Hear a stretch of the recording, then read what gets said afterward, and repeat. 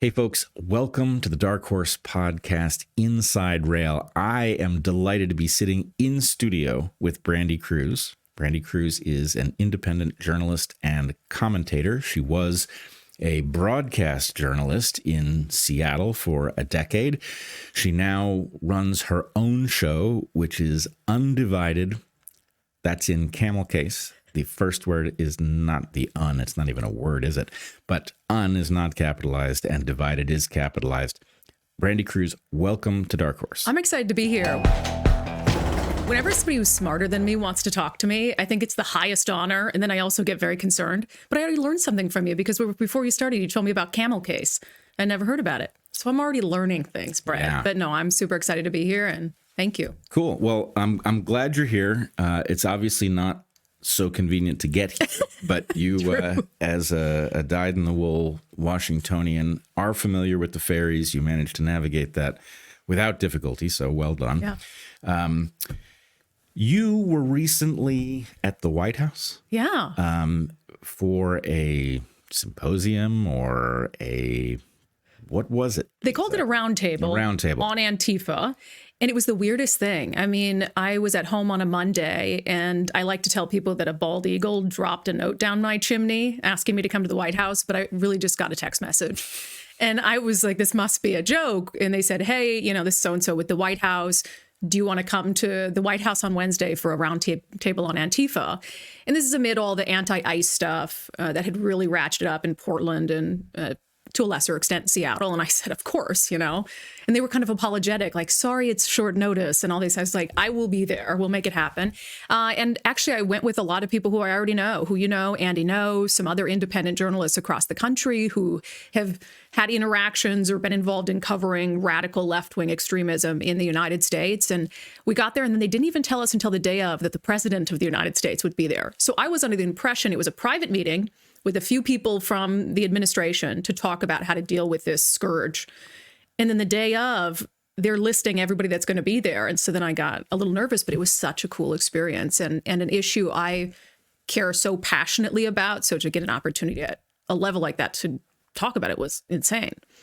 Yeah, it's an amazing invite. I've not been invited to talk to anyone. Well, you got to go to a congressional hearing, didn't you? Oh, I've been to a couple of those. It is cool, and I love that. Our first sponsor on this episode of the Inside Rail is Timeline. Timeline makes MitoPure, which contains a powerful postbiotic that is hard to get from your diet alone, urolithin A. Found primarily in pomegranates, urolithin A has been the subject of hundreds of scientific or clinical studies, many of which find that it enhances mitochondrial function and cellular energy and improves muscle strength and endurance.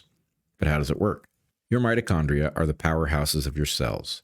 But like everything living, they can decay or get damaged. The older we get, the more likely we are to have damaged mitochondria, which accumulate in joints and other tissues. This is in part because mitophagy, the process by which damaged mitochondria are removed from cells, becomes less efficient the older we get. The age-related decline in mitophagy not only inhibits removal of damaged or excess mitochondria, but also impairs the creation of new mitochondria, which results in an overall decline in cell function. MitoPure from Timeline works by triggering mitophagy. Quoting a research article published in Cell Reports Medicine in 2022, targeting mitophagy to activate the recycling of faulty mitochondria during aging is a strategy to mitigate muscle decline. We present results from a randomized placebo-controlled trial in middle-aged adults where we administer a postbiotic compound, urolithin A, MitoPure, a known mitophagy activator, at 2 doses for 4 months. The data show significant improvements in muscle strength, 12%, with intake of urolithin A. We observed clinically meaningful improvements with urolithin A on aerobic endurance and physical performance, but do not notice significant improvement on peak power output. Furthermore, research published in Nature Medicine in 2016 found that in mice, the beneficial effects of urolithin A on muscle physiology were independent of diet or age. Take 2 soft gels of MitoPure a day for 2 months and you may see significant improvements in your muscle strength and endurance. MitoPure enhances your cells' ability to clean themselves up and regenerate new, healthy mitochondria. In combination with regular physical activity, MitoPure can help you stay strong and healthy into old age. Timeline is now offering 20% off your first order of MitoPure. Go to timeline.com/darkhorse and use the code DARKHORSE to get 20% off your order. That's TIMELINE.com/darkhorse. Our second sponsor is Helix, which makes truly fantastic mattresses. We've had our Helix mattress for well over 4 years now, and it continues to provide amazing sleep, just as much as it did when we first got it. It's firm, which we like, but if you want a soft mattress, they make those too. It's cooling, it's quiet, and it's just lovely in every regard. Everyone has had bad sleep. Sometimes that's attributable to modernity, the light shining in your window, the noises of humanity that you can't shut out, the turning of your brain, your physiology that's been mangled by fake food and pharmaceuticals. All of that contributes to bad sleep, but so does a bad mattress. Helix makes excellent mattresses, every one of which combines individually wrapped steel coils in the base with premium foam layers on top, providing excellent support for your spine. Take the Helix Sleep Quiz online, and in less than 2 minutes, you'll be directed to which of their many mattresses is best for you. Do you sleep on your back, your stomach, or your side? Do you toss and turn or sleep like a log? Do you prefer a firmer or softer mattress?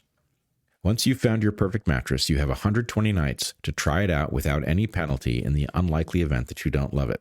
Helix Sleep Midnight Luxe Hybrid Mattress won both Forbes and Wired's Best Mattress Awards in 2025. It's that good. Helix mattresses are made in America at their very own manufacturing facility, and unlike many mattresses now on the market, all of Helix mattresses are 100% fiberglass free. Helix mattresses are built for human bodies and built to last. Helix also supports military, first responders, teachers, and students by giving them a special discount. Everyone we know who has slept on a Helix mattress raves about it. Seriously.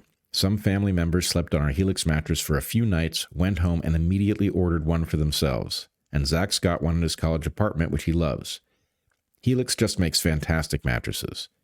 We have heard about people having or directly experienced ourselves better sleep, less sleep apnea, less back pain, fewer temperature problems. So go to helixsleep.com/darkhorse for 20% off site-wide. That's helixsleep.com/darkhorse for 20% off site-wide. Make sure you enter our show name after checkout so they know we sent you. Once again, that's helixsleep.com/darkhorse for a seriously comfortable mattress. So you were there to talk about Antifa. You were there with Andy No. Just for those who have been long-term fans of DarkHorse, I think Andy No was my first guest. Awesome. And Andy No has famously been violently attacked twice. I was there for one of them. I went with him to the protest in the lesser of the two incidents where I think the assault milkshake had been thrown on him, and I think he had a minor hit to the head, but not that minor. But in any case, I was at the incident. I wasn't right within feet of him, but we had gone together to look at what was going on because I desperately wanted to understand what I was seeing. I, of course, had seen a lot at Evergreen as Evergreen melted down, and was certainly aware of this thread before Evergreen became famous for its meltdown. Now, I understand from a brief discussion right before we started recording that you actually have an Evergreen incident of your own from long before Evergreen's meltdown, but while I would have been there as faculty, happily teaching evolutionary biology to my students. So what was your incident? When was it? And now that I know you were there, I really feel like maybe you were in Black Bloc and you were one of these people who harassed me. So there had been, and I'm going to get the timeline off because it was so long ago, but this was really my first introduction to this weird faction of left-wing extremism that was very prone to intimidating journalists. And I think that's the aspect of Antifa that's hasn't been covered as much because it's always, they harass and intimidate journalists that they deem as conservative. But at the time, I was pretty young. I was probably 21, 22, had just arrived in Seattle. I was working as a reporter at the CBS radio affiliate because I came here for a radio job initially before I went to TV. And there had been some sort of incident at Evergreen where a photographer was trying to cover a meeting. And these Antifa type goons, which I didn't know what they were at the time, and I mean, that's what I call them, threw his camera equipment off the balcony. And so we had gone down there to do a story on, this sort of group that seemed to have carte blanche to carry out these kind of activities down there. And I was a radio reporter at the time, so I didn't have a lot with me. I didn't scream reporter, camera. I just had my recorder and stuff. And so I was trying to be a little surreptitious about going about and seeing what this meeting was about. And as soon as they ID'd me as a reporter, it was like a mob to get me out of the room. And again, I was super young, had never dealt with anything like that. So I think throughout the years, I covered a couple stories there of things like that. Journalists for the Olympian who'd been harassed by them. But yeah, that was my foray into kind of covering these type of people. Interesting. Now, it's funny that I don't remember that event. Yeah. I am a photographer, an amateur, but a serious one. And I will tell you that throwing somebody's camera equipment off of anything really is considered very impolite. So yes. Surprised that I didn't know about this event. Maybe I've forgotten it and all that's happened since. I will say my sympathy for Antifa lasted like 3 minutes. Good for you. And what it amounted to was the first time I heard that term, I thought, anti-fascist.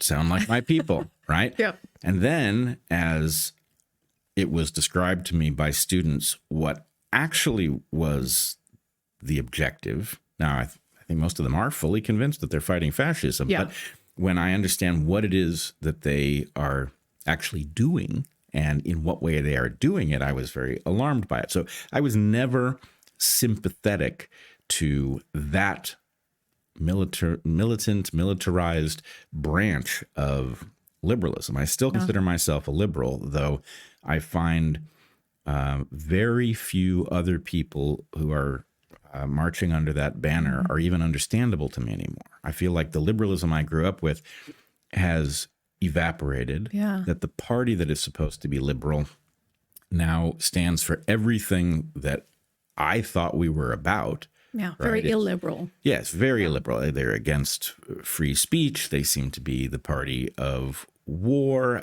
I don't understand how everything got inverted, but it did. And a lot of people, I think, are just paying attention to the fact that the color of the jersey is the one that they remember feeling fond of. But in any case, okay, so you had an Evergreen incident. And you were still in broadcast journalism at the time.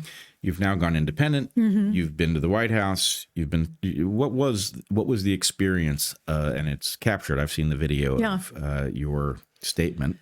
What was it like? Yeah, I mean, I don't want to act like I'm too cool, because no, it was really cool. It was a really cool experience to be at the White House. But that is one of the issues that I care about the most. And so it meant a lot that the president and people actually wanted to have us there. Now, I know people said it was sort of a song and dance, and maybe there were some aspects of it that were, but it was important. And Andy and I had talked a lot and communicated a lot. In fact, Andy knows the reason I was there, because Andy told them, because they had reached out really to Andy to try to figure out who should be on this roundtable. And he said, I think it's very important you have an actual former member of the mainstream news there. And so I thank Andy for getting me there to talk about it, because they want to act like this far left faction only attacks the conservative sort of influencer types, which I think there's a lot of that. But I was attacked multiple times by Antifa, very seriously so, when I was on TV and when I wouldn't have considered myself a conservative. I mean, I didn't embrace the label of conservatism until probably a year and a half, maybe 2 years ago. So it doesn't really matter. And that's what I wanted to get across to the White House. I think a few things. I mean, I made a joke that I was kind of annoyed got most of the attention from my statements. And before I went, I'll just tell you the story. Before I went, I didn't know the president was coming. Get there in the morning, find out the president's going to be there. I was a never Trumper, big time Trump derangement syndrome, to the point where I almost let it ruin my life. Like when I met my sweet now husband, I just knew in the back of my head he voted for Trump. I just knew it. I met him at a rodeo in Ellensburg, Washington. And so I made a conscious decision. I'm not going to ask him who he voted for, because if I find out he voted for Trump, I will break up with him. That's how bad I was. Wow. Yes. And thankfully, I just never asked. I came around. I eventually voted for Trump in 2024.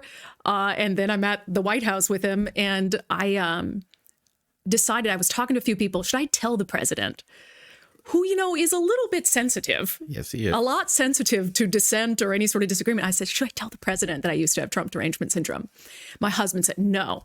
Everyone I asked, Brandi, do not do that. Don't go into someone's house and say you didn't like them. So I was waiting to see what his what his demeanor was. And he was in a good mood. And if we found out, it's because there was going to be peace in the Middle East, right? And he had come in right before that. And so I was maybe the second or third speaker. And I just said, Mr. President, I've been told not to tell you this, but I'm going to tell it to you anyway. And I see Caroline Leavitt, the press secretary's eyes get big because she's probably freaking out. Like, what is she going to say to the president? And I just told him I had TDS for 8 years, severe Trump derangement syndrome. And this issue of left-wing extremism is one of the things that brought me out of that place. And we can discuss that more. And I made a joke that I got more attractive after I got rid of my TDS. And so that was, of course, everybody's like, oh, Brandi, kissing Trump's ass and all this stuff. And I did get more attractive because I stopped just hating one person so much that it was poisoning me from the inside out. But well, let me just say, yes, I heard you say it. I got that it was a joke. I thought it was funny, but it doesn't strike me as wrong at all, because the fact is, derangement is not attractive. It isn't. It is a red flag. Yeah. And so it is one of the things that people who are carrying this do not understand what they are doing. They are broadcasting a repellent signal into the world. Right. And it wasn't meant literally. I mean, did I literally look better? I don't know. I'm older, so I don't know if I look better or not, but I'm happier. I mean, think of me going about my life dating this guy, and I'm telling myself every day, don't ask him if he voted for Trump. And my husband is a catch. I don't know how I got him. I don't know how I deserve him. And I think about that often. I stew on that. Like, what if I had asked this man who he voted for back in 2018? We never would have gotten married. I can't even imagine my life because I just can't imagine it without him. And so these people are letting all this toxicity just brew up. I mean, I have family members who, after I was at the White House and made that joke to the president, my mother was embarrassed. My uncle, who I grew up with, who was like a father figure to me, was saying publicly horrible things about me online. Like I sold my soul to Trump and all this stuff. And I'm just thinking, oh my God, these are two retiree age people. And I just see them miserable every day online, anti-Trump, all this stuff. So anyway, I got the joke out of the way. Everybody focused on that. But more important to me is what I wanted to tell the president is, let's stop caring whether the media buys into this idea of Antifa. Why do we care anymore? I said, you have 3 years left. Nothing's guaranteed.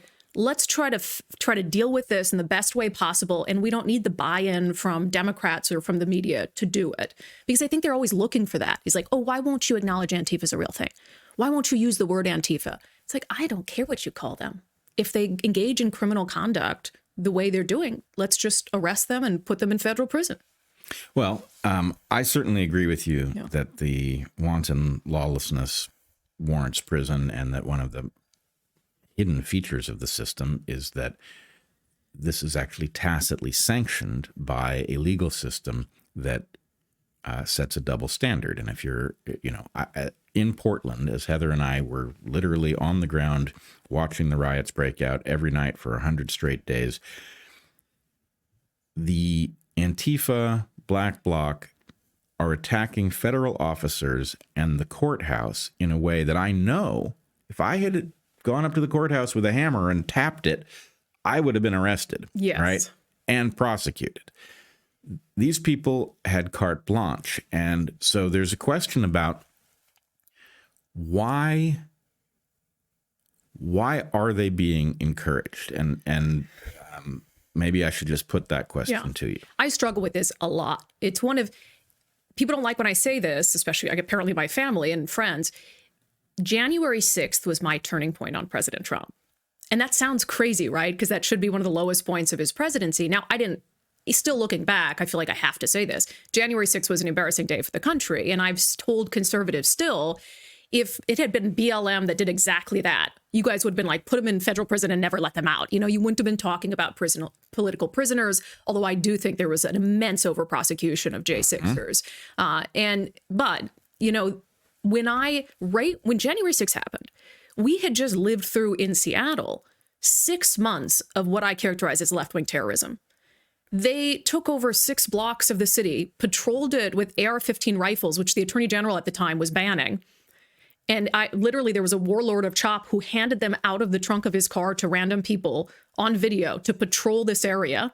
People were killed there. The city of Seattle just lost a $50 million judgment against them because of some of the death that happened there. And every step of the way, leaders, Democrats, downplayed it or ignored it.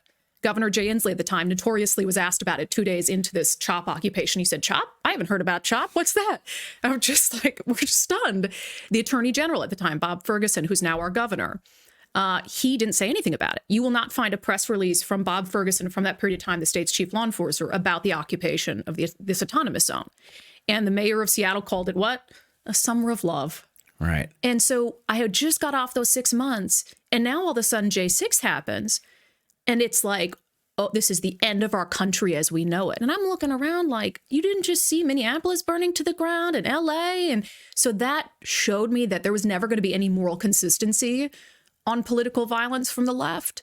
And I started to think differently about the media coverage of the president. Our final sponsor this week is Branch Basics, which makes simple, all-natural, non-toxic cleaning products. We've been using Branch Basics cleaning products for several months, and we love them more than ever. They are effective, non-toxic, and easy to use. What more could you want in cleaning products? We use Branch Basics in one concentration for countertops and in a slightly stronger concentration in the shower. It works on practically everything you need to clean, from laundry to produce, and Branch Basics really works. You use cleaning products every day, but do you know what you're cleaning your home with or how it might be affecting how you feel? Many products look clean but contain ingredients linked to hormone disruption, skin irritation, and respiratory issues. And because cleaning brands in the US don't have to list everything they contain, you don't really know what's in your products. Branch Basics changes this, with full transparency about their entirely non-toxic ingredients. Their premium starter kit comes with one powerful concentrate that makes everything: laundry detergent, bathroom cleaner, glass cleaner, even pet wash and vegetable rinse.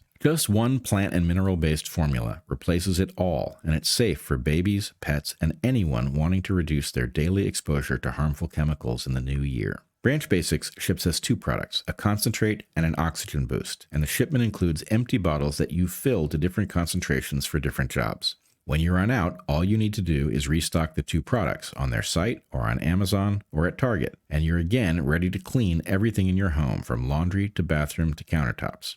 Founded by 3 women on their own personal health journeys, Branch Basics was created out of a desire to heal. Through years of research, trial, and error, the founders discovered the powerful impact that removing toxins from their environment had on their health.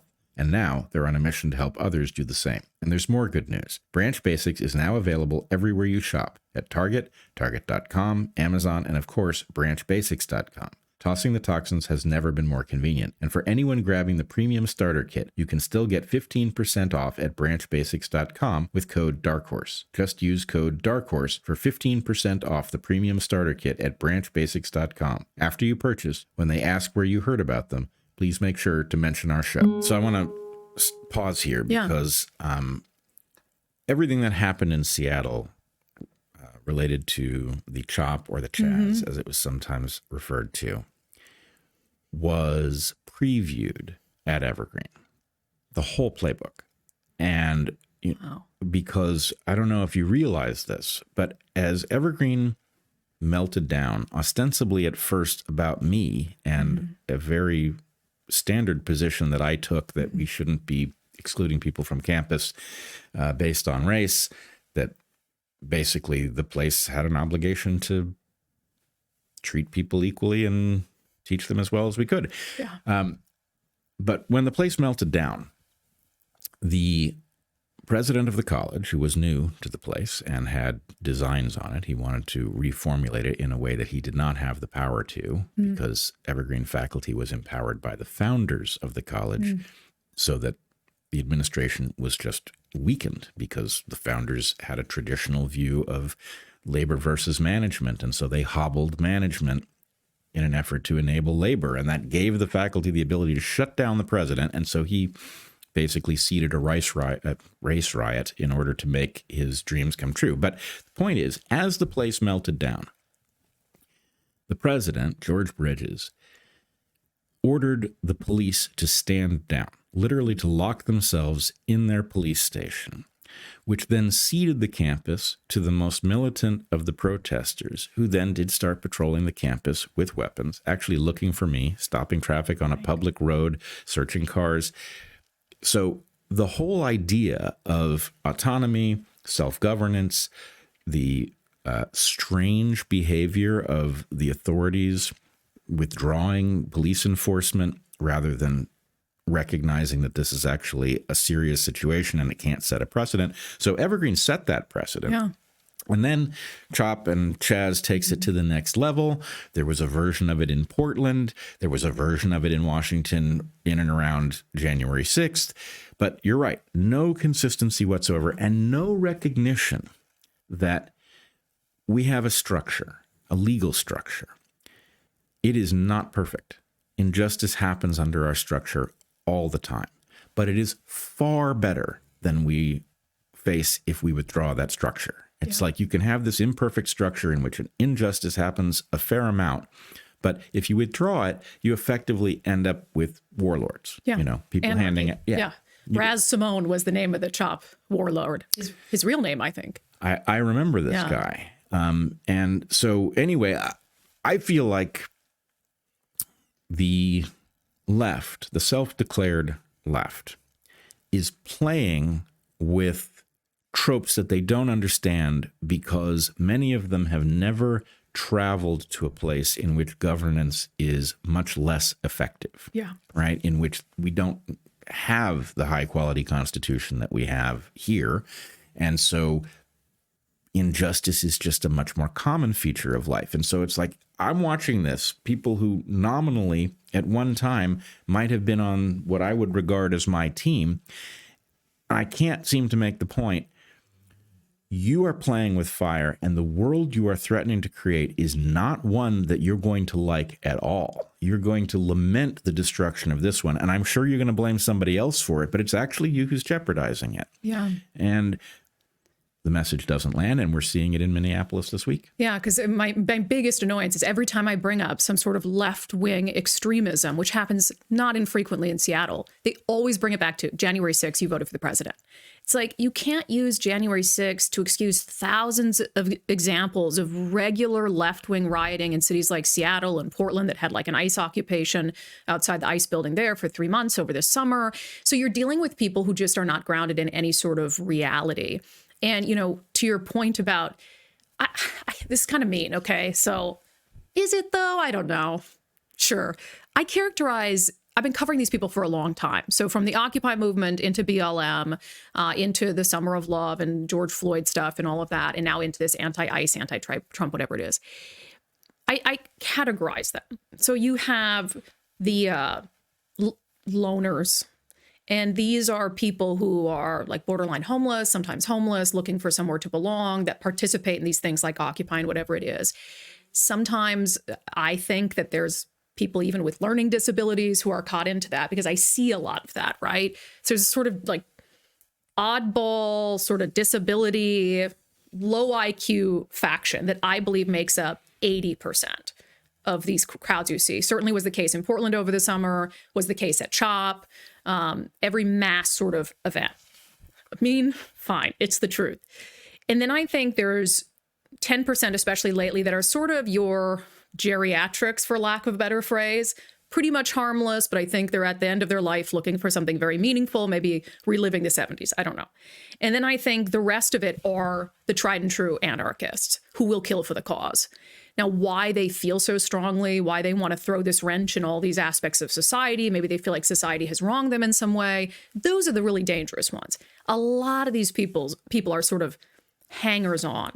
But that 70% I mentioned, who are 70 to 80, who are kind of low IQ looking for a place to belong, mob mentality is such a, with them, they are so easily influenced. If somebody, I experienced this at CHOP. We were broadcasting live. This video was seen everywhere. You've probably seen it. And all of a sudden, you know, we put our cameras on to do a live hit, and one person starts yelling at me. Fox News, F this, F that. We're not going to let them go on the air. So all these people who, I've been there all night. This is the night CHOP formed. All these people come down. They don't know my name. They don't know anything about me. But all of a sudden they're screaming and spitting and mobbing. And it was this insane. So that's what I see unfolding. People who are really set on anarchy, and then they find these sort of weirdos, for lack of a better phrase, that are looking for belonging, that will find belonging in any movement. All right. So we got a lot of ground to cover right here for a number of different reasons. One, the story you tell is a perfect demonstration of the myth of anarchy. Yeah. Okay. Because the point is, these people should, if they're right about their self-governance, they should be proud for you to see it. It will spread the word. Actually, this is working. Yeah. Right. They're not. And in fact, what they want to do is police speech right away. Yes. Right. So, Yes. okay, that's a tell, right? This is not going to create a world you're going to like, because what it's going to do is it's going to put whatever becomes powerful in that world, a warlord handing AR-15s out of his trunk or whatever, it's going to put that person in charge of deciding which speech they want to allow to happen. Great. Now you've entered us on the road to hell. Yeah. Okay. The second thing, though, is, first of all, I was a participant in Occupy, an enthusiastic one. Okay. What happened was I, like many Americans on both ends of the political spectrum, was livid over the bailout following the financial collapse of 2008. I thought it was the mask slipping, and that was the revelation of what was really going on in our economy, that we were being taken advantage of by players who broke the system, evaporated trillions of dollars of wealth, and left us with the bill. Yeah. So I was irate, and I still think I was right about that. And I think the Tea Party was right about the same issue in the same way, even if they had a different sense of what should happen. However, having participated in Occupy, what I immediately saw was the takeover by the anarchists. This stopped being a protest about an obscene federal policy, and it started being about a whole bunch of other things that had no business there. So I saw it close up, and my disillusionment with Occupy was pretty rapid because the takeover was very quick. Yeah. But I think it's important to do what you're doing, the parsing of who's there. Now, you're about to see my liberal side. Okay. Go ahead. And it's not kind, but in a way, you'll see the purpose of it. I see the same dysfunctional people, broken people, and I see two things. I see the de-individuation you're talking about, and I see the danger that these people, because they've de-individuated and because they are so angry and messed up, are very dangerous. Yeah. However, even though I refer to them as team loser, they are team loser in my mind, not as a way of dismissing them, but as a way of pointing out that actually this puzzle has two pieces.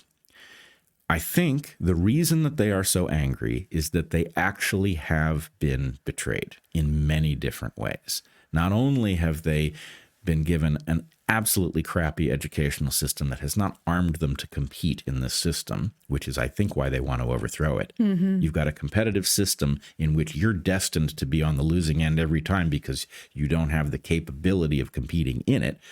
Of course you want to overthrow it. Not surprising at all. So my point would be, communism is not an invention of Karl Marx. Karl Marx describes something, but what he's really describing is that if you have a capitalist system that does not take care of everybody in some way so that everybody is armed to compete in that competitive system, what it does is it produces a large cadre of people who have an interest in overthrowing it. And if that cadre becomes large enough because you've betrayed enough people, it topples, right? And then it becomes briefly an experiment in something that will never work.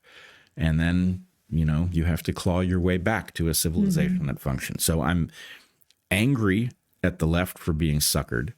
I'm angry at the right for being stingy and not recognizing that even those crazed-looking people over in Antifa have a legitimate gripe. They may not be able to spell it out, but they've been betrayed chemically, maybe, right? They've been fed food that has garbage in it that causes you to end up with a lower IQ than you might have had. That wasn't their choice. I wonder, though, why then you don't see that same sort of, with a few exceptions, that same sort of group behavior, group think on the right. Because when I say low IQ, I'm like, these are individuals who are like lemmings, right? Like they're just going to follow whatever anybody tells them to do. But there's people like that individually on the right. But why do they maintain more individualism? Because they've also been, when you look at why President Trump, I think, won, he spoke to people like my brothers. You know, my brothers who we had a dad who died homeless, was alcoholic, drug addicted, horrible, horrible upbringing. You know, they just white men kept getting put down later in life, had a hard time making ends meet. My brother spent time in prison. You know, and now they're very pro-Trump, very conservative. And these are like the left behind Americans that President Trump talks about. And I think that really was something that people were ignoring, this huge swath of Americans. But like my brothers don't act like that. And they've been the victims of a system that hasn't worked for them. Well, my guess is your brothers aren't as betrayed as the people that we see emerging as anarchists and Antifa. But what and betrayals? I do see, well, if you end up maimed by chemicals in your water or your food or something that you've been injected with by doctors, if it ends up disrupting your normal development so that you then perceive, actually, the tools I have aren't going to work in this system, I think you end up in that group. So I would bet you would find people in the anarchist collective are more messed up. Yeah. I think there's betrayal across the entire system. I think we're all being betrayed by a, frankly, thoroughly corrupt system on both sides of the political aisle. But, and I do see de-individuation on the right too. The identitarian right does de-individuate, understandably so. I think they are in some sense responding to the same issue with a different policy orientation. Yeah. You know, let's gather together and throw the bad people out, that kind of thing. So I see it, but it manifests very differently. Yeah. With all of that said, I did want to cover, there are two issues that I think arise here. One, I heard you in your meeting at the Trump Roundtable, where I'm frustrated that the table is not actually round, but they never are. No, rectangle. Yeah, what is that? A U or something? Yeah. But here's another place where you're going to hear the what I would say is a hard-headed liberal coming out. Love it. I hear Antifa described by the president and others as terrorists. Yeah. And I have a very strong reaction to this. Sure. And it has two parts. Okay. One, by the literal definition of that term, which I take to be the use of terror to get your opponents to make decisions they would not otherwise make. The manipulation of your opponent through fear. Antifa does this. Yeah. That's kind of what they do. However, I don't want anyone labeled with that term. And the reason is because what happened to that term in the aftermath of 9/11 is that it was turned into a legal category which alienates you from your constitutional rights without your knowledge that it's happened. In other words, when the Department of Homeland Security came out and declared misdis and malinformation forms of terrorism during the pandemic, it was hilarious, but not hilarious. No, it's terrifying. Because what they were really saying is, oh, if we don't like what you're saying, and we've got three categories, we've got mistakes, we've got lies, and we've got true things that make you distrust power. If you do any of those things, we can privately declare you in this special category, and then we're free to look into your life in any way we want. We're frankly, according to the rules of the NDAA of 2012, allowed to drag you off any street in the world, including American streets, to disappear you, to not acknowledge we have you. You don't get your right to see a lawyer. You don't get the right to see the evidence against you. You don't get the right to cross-examine witnesses. All of these things vanish.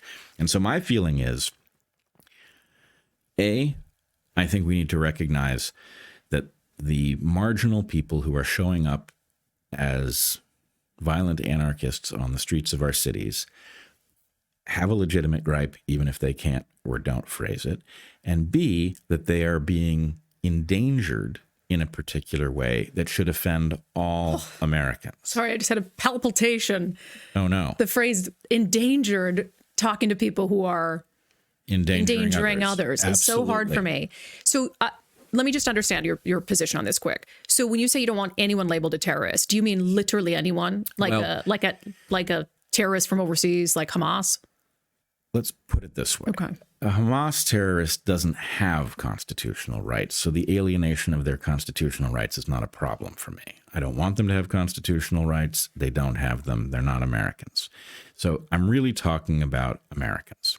Okay. And my feeling is, and I don't know that anybody's going to be able to process this kind of nuance, and maybe this is, me tilting at windmills, but my point is, what happened, not only with the Patriot Act, but with the National Defense Authorization Act of 2012, signed by Obama late in the day in Hawaii on December 31st. He remembers. Well, but why? Before he went out. Why?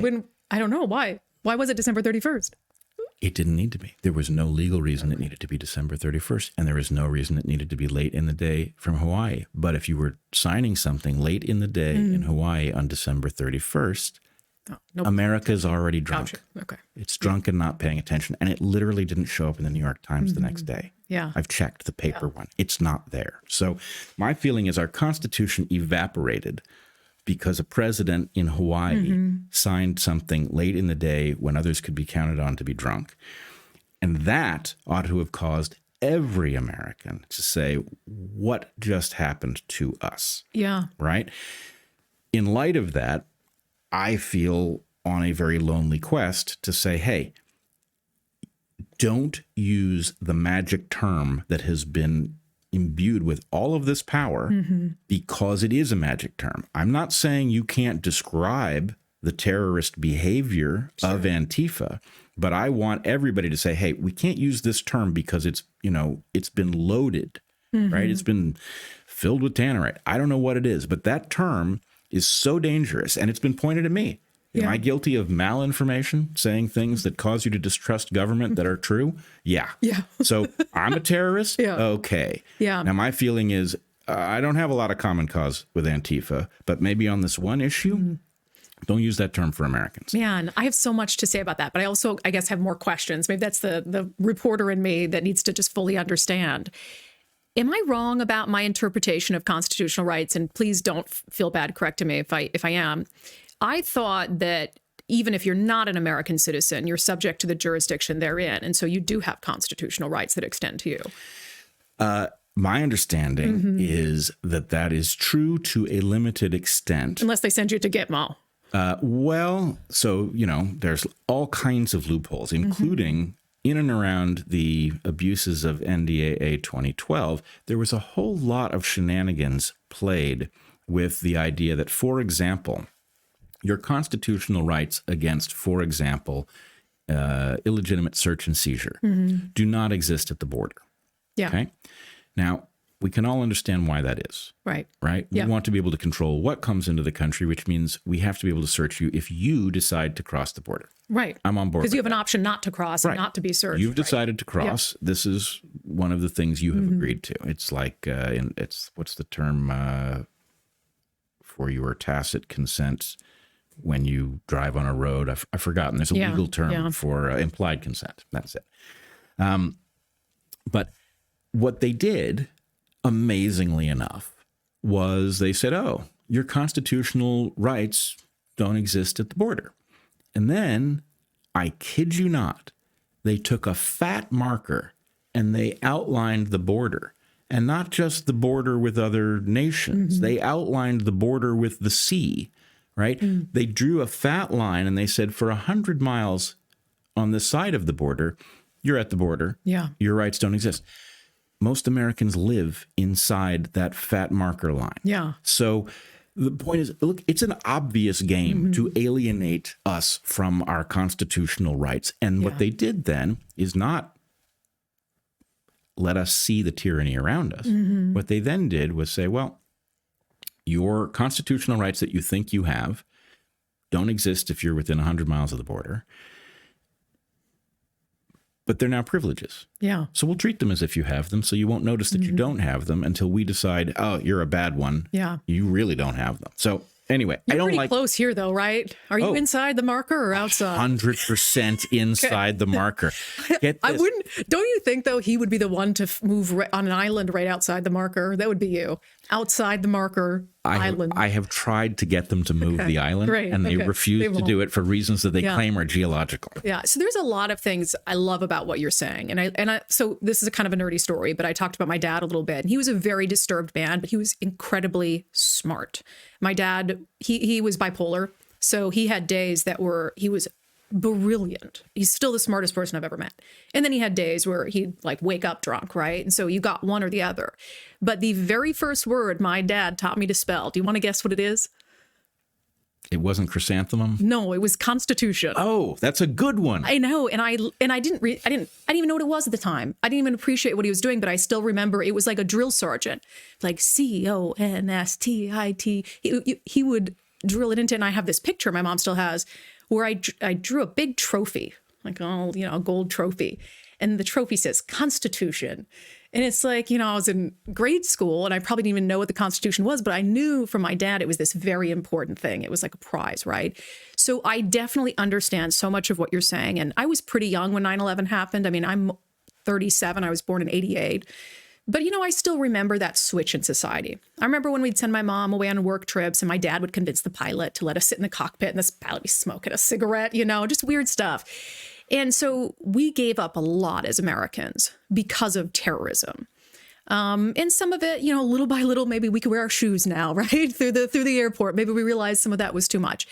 So I do always worry about these sorts of things in the hands of our worst enemy.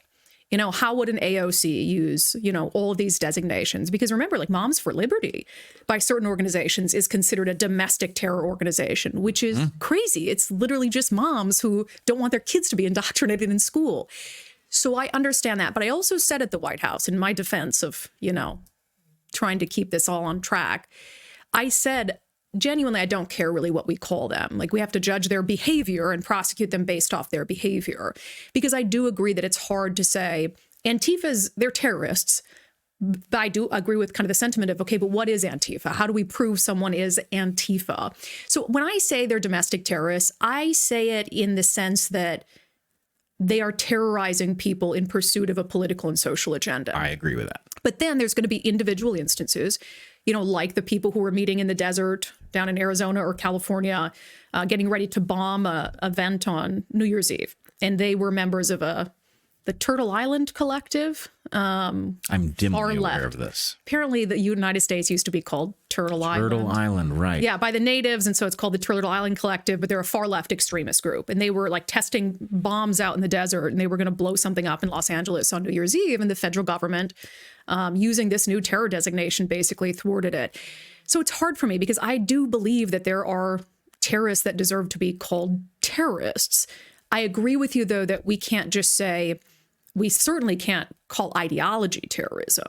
It has to be an action, and it has to be spelled out in the law. Well, but I think even there, if you understood the full horror of what's been done with that term, I think I would convince you of the following thing. Yeah. It's not that terrorism isn't a real thing. Yeah. And it's not that we shouldn't be allowed to accuse anybody of it because it's too extreme. It's because we are all depending on that constitutional structure in a way that living people are not old enough to understand, right? It is not visceral to us how important that document is. I think COVID began to reveal it because there were a number of other states that looked every bit as free as we were who did way worse during COVID because they didn't have as good a constitution. So my feeling is the Constitution, that's a bright red line for me. Yeah. And if you're threatening the Constitution, I'm more afraid of you than I am of whatever you're suspending it to go after. Yeah. Right? I have my fears about Antifa. I've confronted them myself. However, I'm much more concerned about a state that wants an exemption. And in this particular case, the structure of the exemption is in and of itself utterly diabolical. It is not that we collectively got together and decided to suspend certain aspects of the Constitution under certain circumstances. That is absolutely not what happened. What happened is we built a structure in which we cryptically promoted the executive to the role of emperor, right? Where the executive can literally define you as a terrorist based on evidence that they don't have to present to a court. and then you become one. And Yeah. the point is, well, obviously that's not going to withstand a constitutional challenge. No, it won't. But the point is, anybody who believes that that's true, anybody who is, let's say, a federal officer or somebody in charge of a federal department who believes that that is true, then de facto enacts this constitution-free thing, which can't be checked because it doesn't even have to be acknowledged. Yeah. So it's like, if you take the cleverness of the American founders, who I think incredibly highly, but if you take their cleverness and you imagine the inverse cleverness, how would you undo that without, causing a riot in the streets? Yeah. You would do it cryptically in ways that are too technical for people to understand. You would sign documents late in the day on December 31st so that nobody would, so that their mind would literally have too much alcohol in it for them to be tracking, right? So anyway, I'm not saying that we shouldn't be able to describe the terrorizing that Antifa does accurately and hold them responsible for it. I want that. Yeah. But the magic term, I'm really not down with it. Yeah, maybe we're coming to the same place and our understandings of it are just different. And because there isn't like a domestic terror charge on the books, right? I actually don't believe there's any federal statute that's like, I'm going to charge you with domestic terrorism. But I think what you're saying is maybe something I don't understand, which is if, the government has labeled them a terror organization, the government can bypass certain expected rights to be able to investigate them. Right. Yeah. Because, and this is the horror and genius of the whole thing. Why did we do that? Yeah. Well, we did it because we were terrorized into doing something, into harming ourselves. Yeah. That was whatever 9/11 was. Yeah. That was its effect. Yeah. Its effect was to get us to harm ourselves far more than the people who made it happen were capable of harming us. Yeah. Right? We harmed ourselves much worse. Yeah, because I do believe that these Antifa types, they're only getting worse. When I started covering them, it was like they'd, take over the campus of a college. And then they would break some windows at some banks and police stations and do some graffiti. Then they'd start throwing rocks at cops. And then they'd be blocking freeways and the access to the airport and bridges. And then they'd be taking over 6 blocks of the city. I believe these are people who are capable of every bit as much violence and death and destruction as the terrorists who attacked our country on 9/11. And so I'm very worried and scared about that faction. But I understand a lot of what you're saying is like this power in the hands of my worst enemy or a president who believes I'm a terrorist, which I'm sure our governor believes I'm a terrorist. Yeah, it's concerning. I understand all of that. Great. Well, then this raises the next issue. Okay. I don't know how many issues we're actually going to get because they're all too interesting. But I wanted to ask you something. You have been, I think, rightly focused on this left fringe, which has in one sense done us a favor by creating, even if the purpose of the black dress is to obscure identity and to aid the de-individuation, they have labeled themselves in a way, the tattoos, the strange hair colors and styles and all of that weird stuff. At least gives you a sense of who you're dealing with. Yeah. Right. And, Andy Ngo has famously, and I think for the right reasons, broadcast their mugshots. So you can just kind of evaluate who are these people who are being picked up and then set free and all of that. But I see something, maybe it's a mirage. I might be imagining it. But when I look at what's going on in Minneapolis, I don't see that at all. It is weird, isn't it? What I see is rank and file Democrats of a kind I've long been frustrated with, but I recognize them. These are people I've circulated amongst for my whole life who are now escalating. So what we see now is not the, some of them are homeless, never finished school types. We're seeing people with nice vehicles. ICU nurses. We're seeing people who, in general, I think until now, have more or less viewed themselves as the the heirs to the Vietnam War protesters, where the idea was to document the abuses of the government and to call attention to victims who are in a poor position to defend themselves. Yeah. And they're now active and doing things that are dangerous. And those dangers are, in fact, the thread that connects those rank and file Democrats to the Antifa is that Antifa, clearly, I would say, as somebody who was on the ground in Portland and watched it with my own eyes and talked to them and all of that, those people were deliberately trying to induce overreach. Yeah. Violent overreach for a purpose. Yes. I think these well-dressed, resourced, older, more sophisticated new protesters are inheriting that streak. The game plan is the same. They want overreach that they can then point to and see, we told you he was a Nazi. Yeah. The mask is slipped. You can now see it on the streets of Minneapolis, blah, blah, blah, blah, blah. Right? So it's a game of chicken.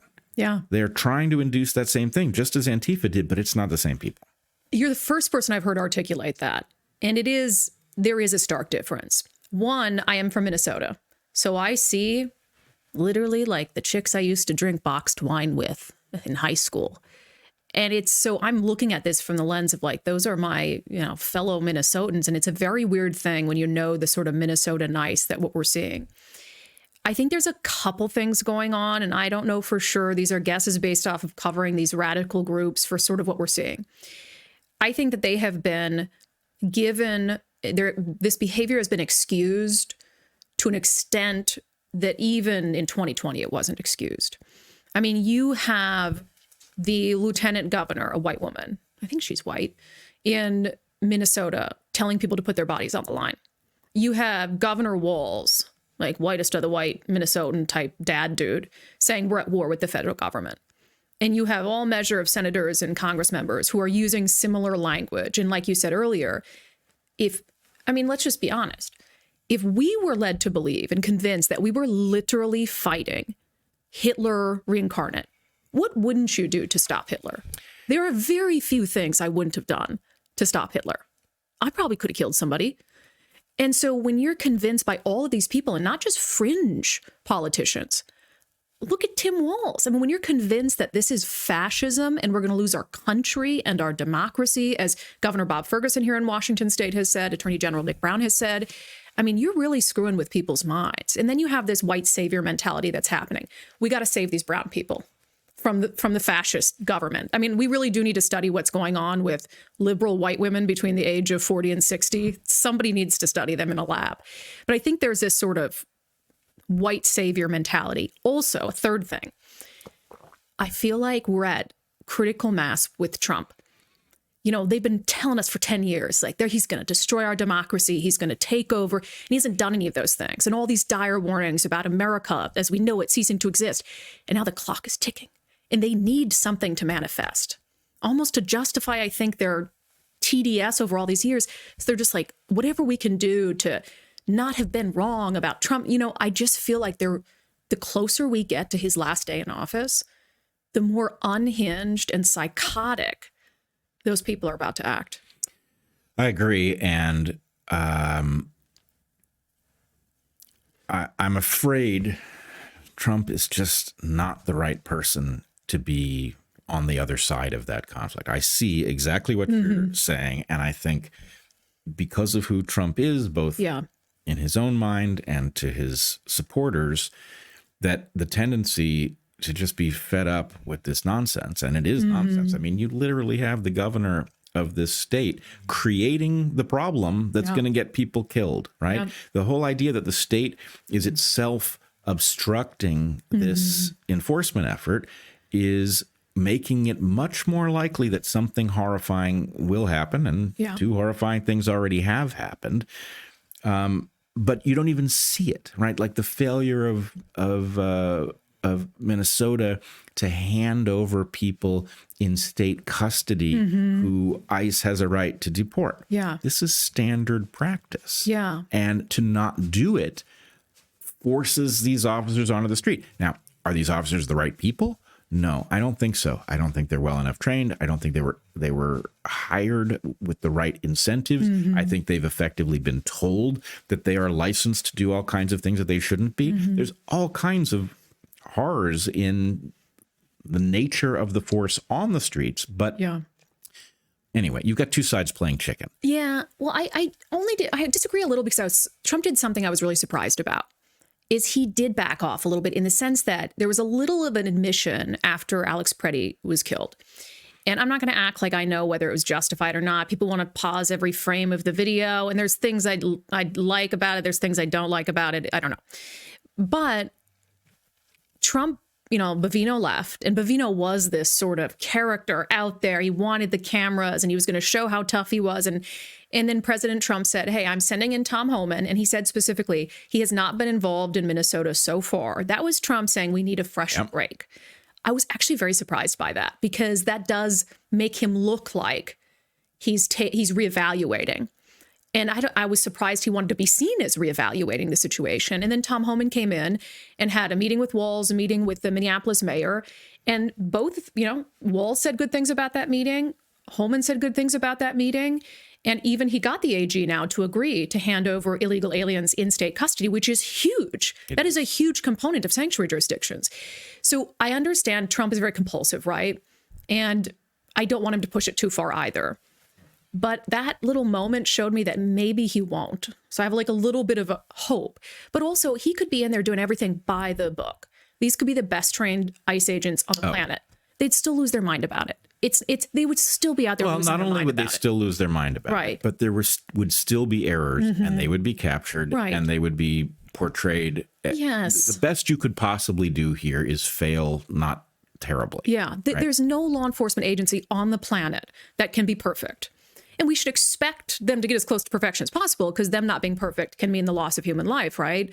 There's no one more powerful, badge and a gun, to be able to kill people on the streets legally if they need to. But now you have a situation where these officers are confronted daily with hostility, people tracking them, people threatening their lives, people coming to interfere. So you expect them to not only be perfect, but to be perfect under those conditions. Not only that, I just think it is important.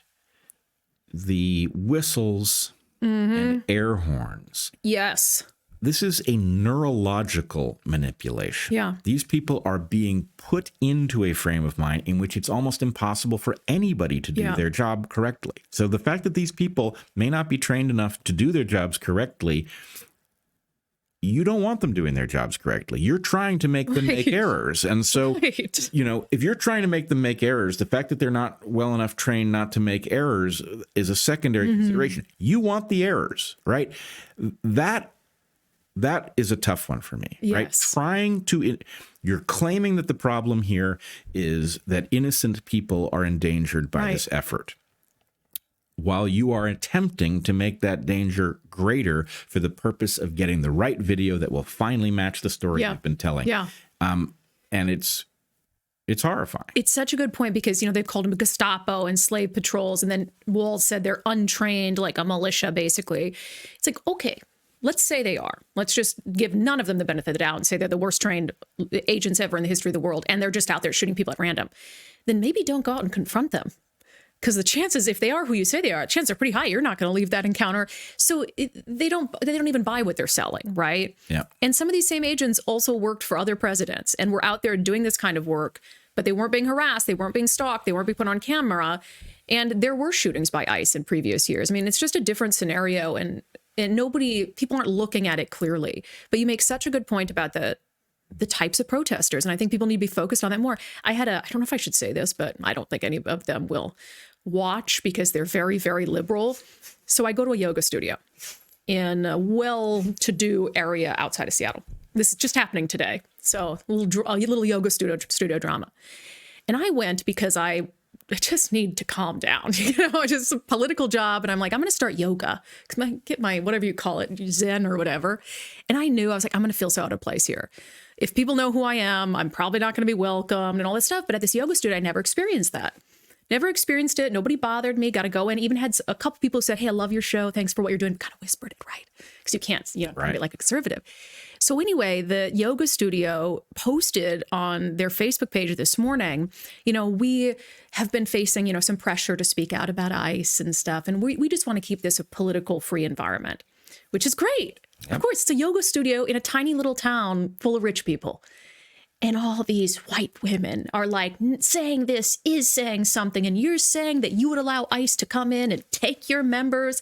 And I'm just like, oh my gosh, these are 50-something women who have not a care really in the world, no real problems in their life. And they want to create drama and division at a yoga studio that's supposed to be for peace and reflection. It's so indicative of what's going on. Well, I mean, it's part of a tactical playbook that most of the people who are participating in it do not understand, right? The game theory is we need you on our side. Short of on our side, we need you to shut the fuck up, right? And here's how we're going to arrange that. All of the stuff of life is going to become less accessible to you if you don't get on board with the program. And in the face of that, almost everybody finds their own solution in their own head to how they're going to say enough stuff that the mob will move on to somebody else. This is exactly what happened in Evergreen. Yep. It's what happens in all of these protest scenarios. It was the way BLM worked. And it's irresistible. Yeah. It spreads like a contagion. But the problem is that same tactical playbook is dovetailing with a vital part of our culture that we almost all picked up. Now, I got a triple dose of it because I'm Jewish, right? And so the idea of it could happen here. The people who died in Europe were the people who said, it's terrible, it'll pass, right? People who allowed themselves to be, quote unquote, resettled to the East. Whatever it was, you needed to be more proactive. And you needed to understand that it was all on the line. And frankly, if you got out too late, then the question is, well, how much good can I do on the way out? Yeah. Right? That's not where we are. But a lot of people are talking themselves into believing that that's where we are. And because they're talking themselves into believing that that's where they are, as you say, all kinds of things that are normally off the table. Am I going to kill somebody? No, I'm not a killer. But, if you put me in the right circumstance where I'm in the midst of a genocide unfolding, I'm a killer. Yeah. Right? So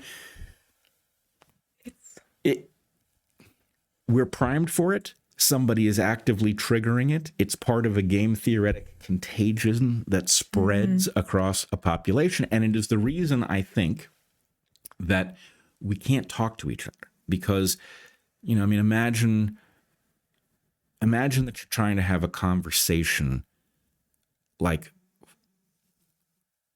on either side of the fence of a concentration camp, but one side can't see the fence. Yeah. Right.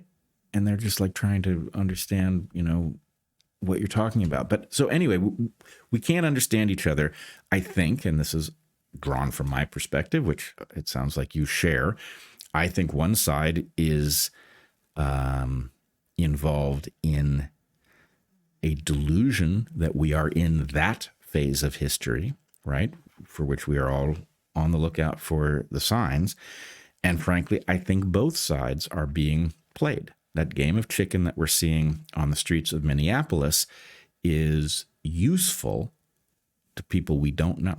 Yeah. Right? They want something. Maybe what they want is for Americans to be so fiercely divided that for, another couple of elections, we still fail to go after the people who really are endangering us. And we go after each other instead. Yeah. Sometimes I wonder if it's like a human force or if it's just the algorithm. I mean, I have to think of my algorithm because I'm on my phone all day, right? Because I do what you do and we have a job and we have to stay informed and all these things. And I mean, I'll be sitting on my couch and I have to consciously realize that the algorithm is trying to make me upset at people I know. And I take my phone and I throw it to the other side of the couch. And I do that multiple times a day.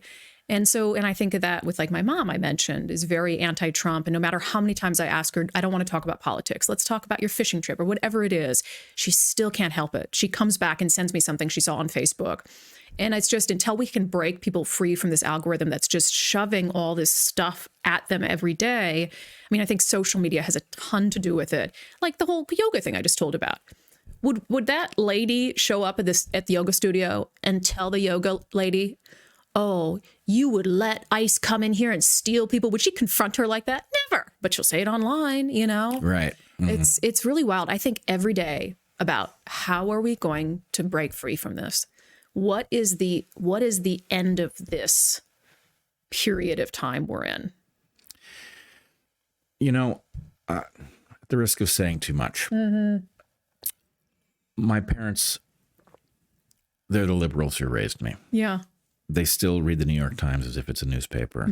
Yeah. And that's very bewildering. Yeah. You know, New York Times, the LA Times, the Washington Post, they feel like they're getting a whole bunch of sources. And it's one source with, you know, different stylistic approaches and, you know, different stories. Mm-hmm. I don't have this problem with my mom because she does exactly what you're suggesting. She understands we can't see eye to eye. And so she avoids it and says so. It's not secret. My dad can't help himself.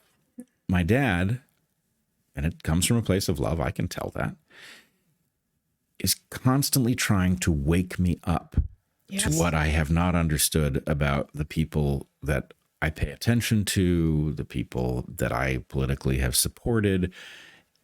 And it's so, you know, he is getting it's like a drip. It's not morphine. It's the opposite, right? It's like a drip that just constantly keeps him on edge. And, you know, I've tried to explain it. I've said, look, several things. One, it's your media diet that's doing this. Yeah. That's why we are constantly having this conversation. Two, there isn't a source you can go to as an alternative to those things. And I'm not claiming that's okay. We all need a newspaper that we can go to for a basic discussion of the facts of what has taken place so that we can proceed from there. It doesn't exist. If it did exist, I would subscribe. I would ask you to subscribe. It doesn't exist. And you can't do what I'm trying to do, which is to try to cobble together an understanding of what's taking place from sources that are decentralized and don't all agree with each other. It would be a full-time job for you. You're not built for it.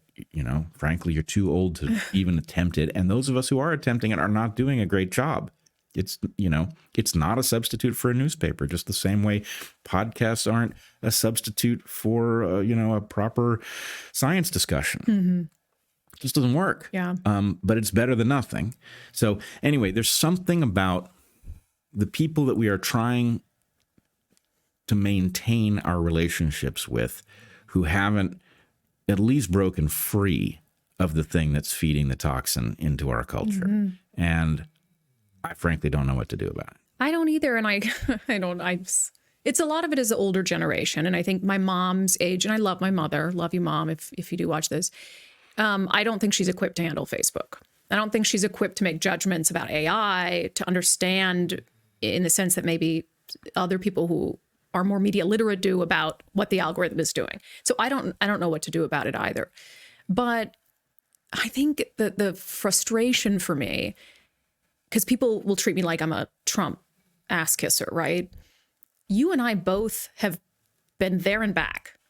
And, you know, like you said about your dad's trying to convince you that you've been brainwashed. It's like, okay, well, you weren't calling me brainwashed when I didn't support President Trump, you know, and for most of President Trump's time in the political spotlight, I have not liked him.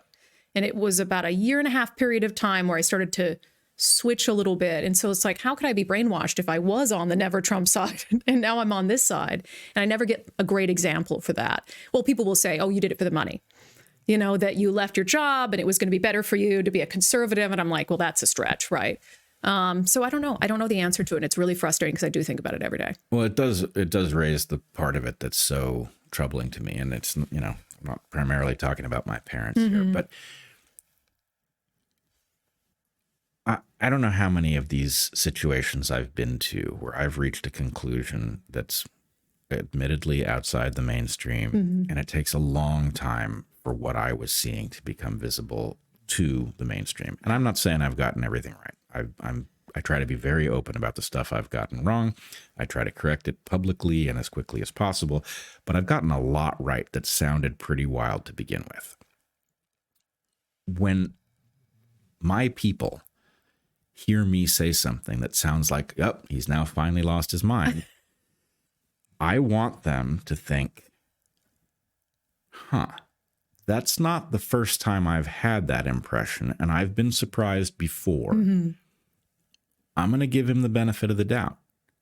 Yeah. Right? I know him better than that. I know he's not doing it for the money. I know he's not doing it because he's, wants to be famous. It's none of those things. And it doesn't make me right, but it does mean you can actually, if you know me well, then you can safely put aside all of the explanations that have to do with me suddenly being motivated by some self-promotion or, whatever it is. Just give me the damn benefit of the doubt. I've earned it. Yeah. Right. And that is not in evidence. It is the one thing that it can't be made to happen is, and actually, you know what, sorry, I don't mean to rant so much, but no, I love it. During the pandemic, Heather and I had a secret weapon that allowed us to outdo almost anybody else in our lives. You got the vaccine and triple boosted. Yes. Oh, okay, good. And strawberry flavored.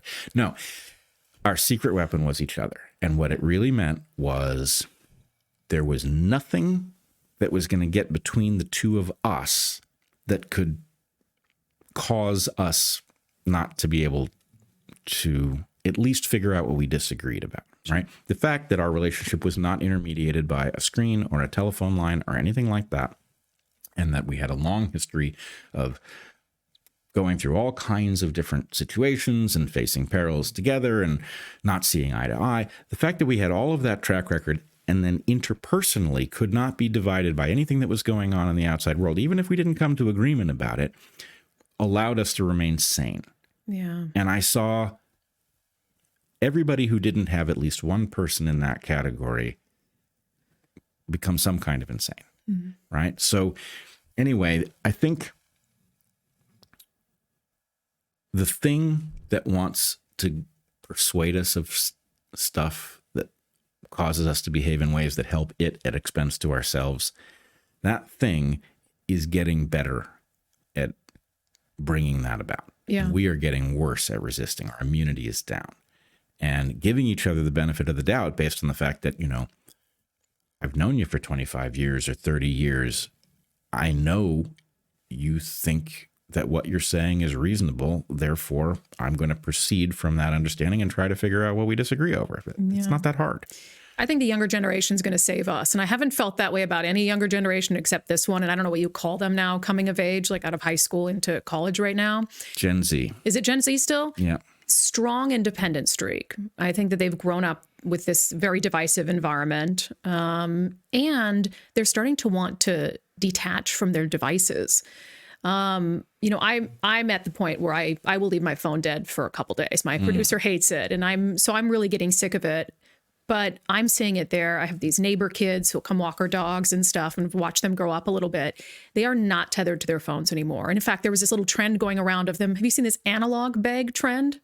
It's this trend. And of course, they talk about the trend on social media, but they leave their phone for a day or whatever, and they put all the things that their phone does for them in a bag.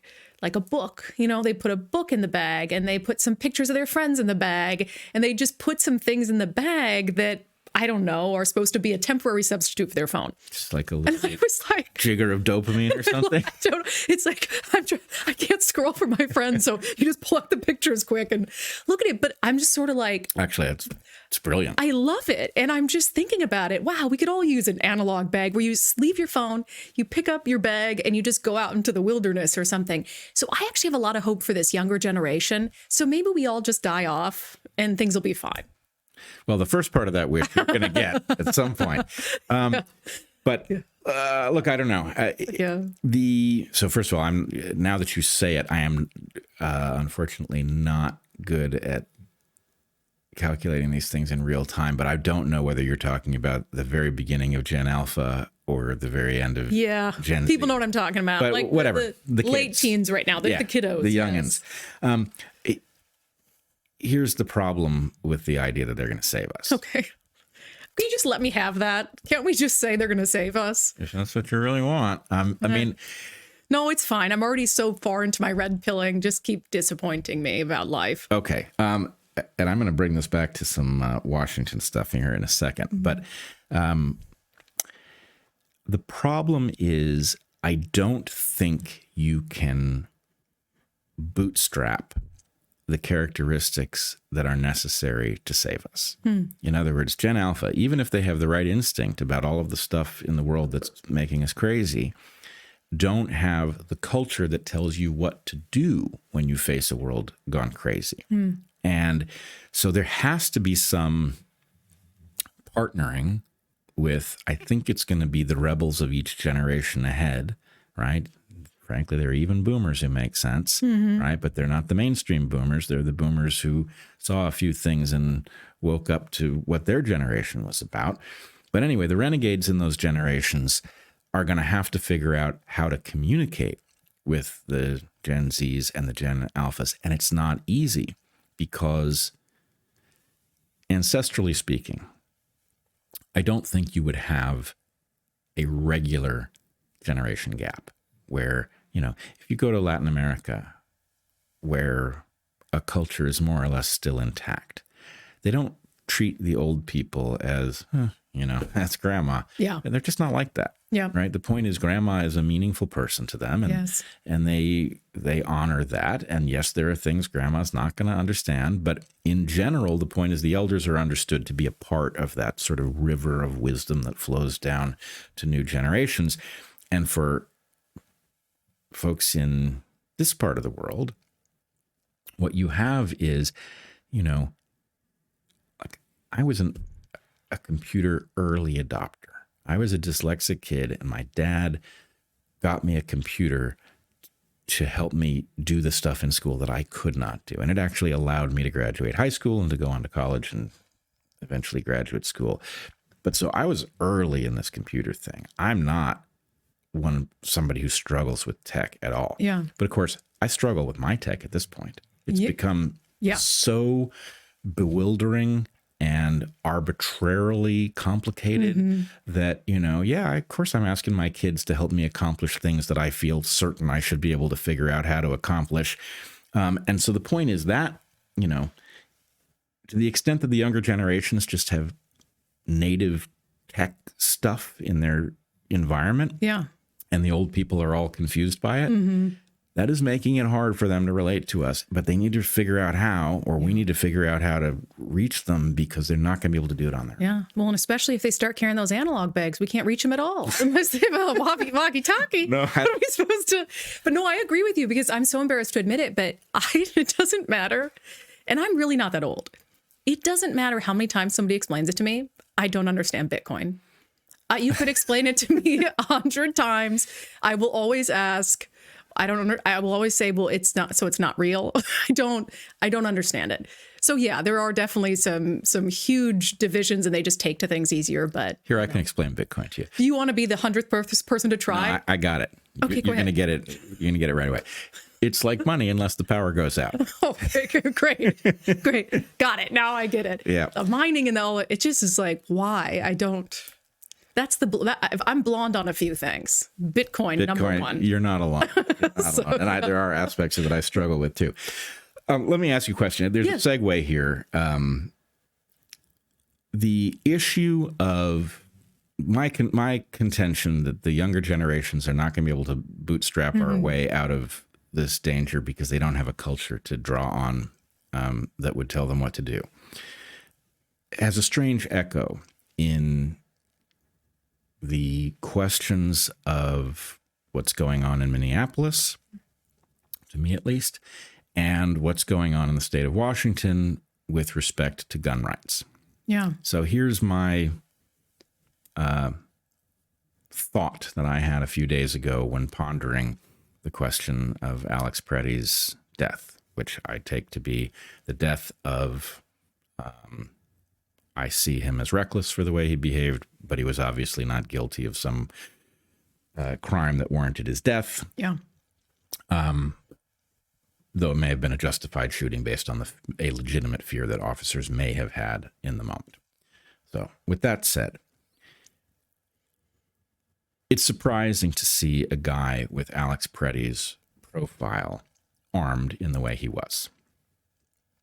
I take it to potentially mean that there is a change over on the Democratic left with respect to gun rights, whereas instead of itching to disarm us, they may be arming themselves, which in one way I regard as a good thing, because as much as I don't want crazy people who I think many of whom are involved in a delusion about where we are in history armed, I do think that the reason that the founders gave us the Second Amendment and phrased it in the, frankly, kind of strange way that they wrote it was because they feared tyranny and that an armed populace is harder to tyrannize. And I just think that's true. So I would actually like Americans to come together, to come to understand ourselves as a people, and to be armed in the way that conservatives are often armed, right? When I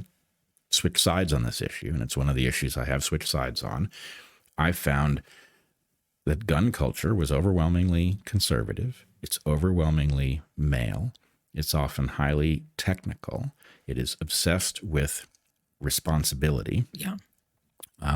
And frankly, it was welcoming. Anybody who wants to know is welcome in that culture. But here's the sticking point for me.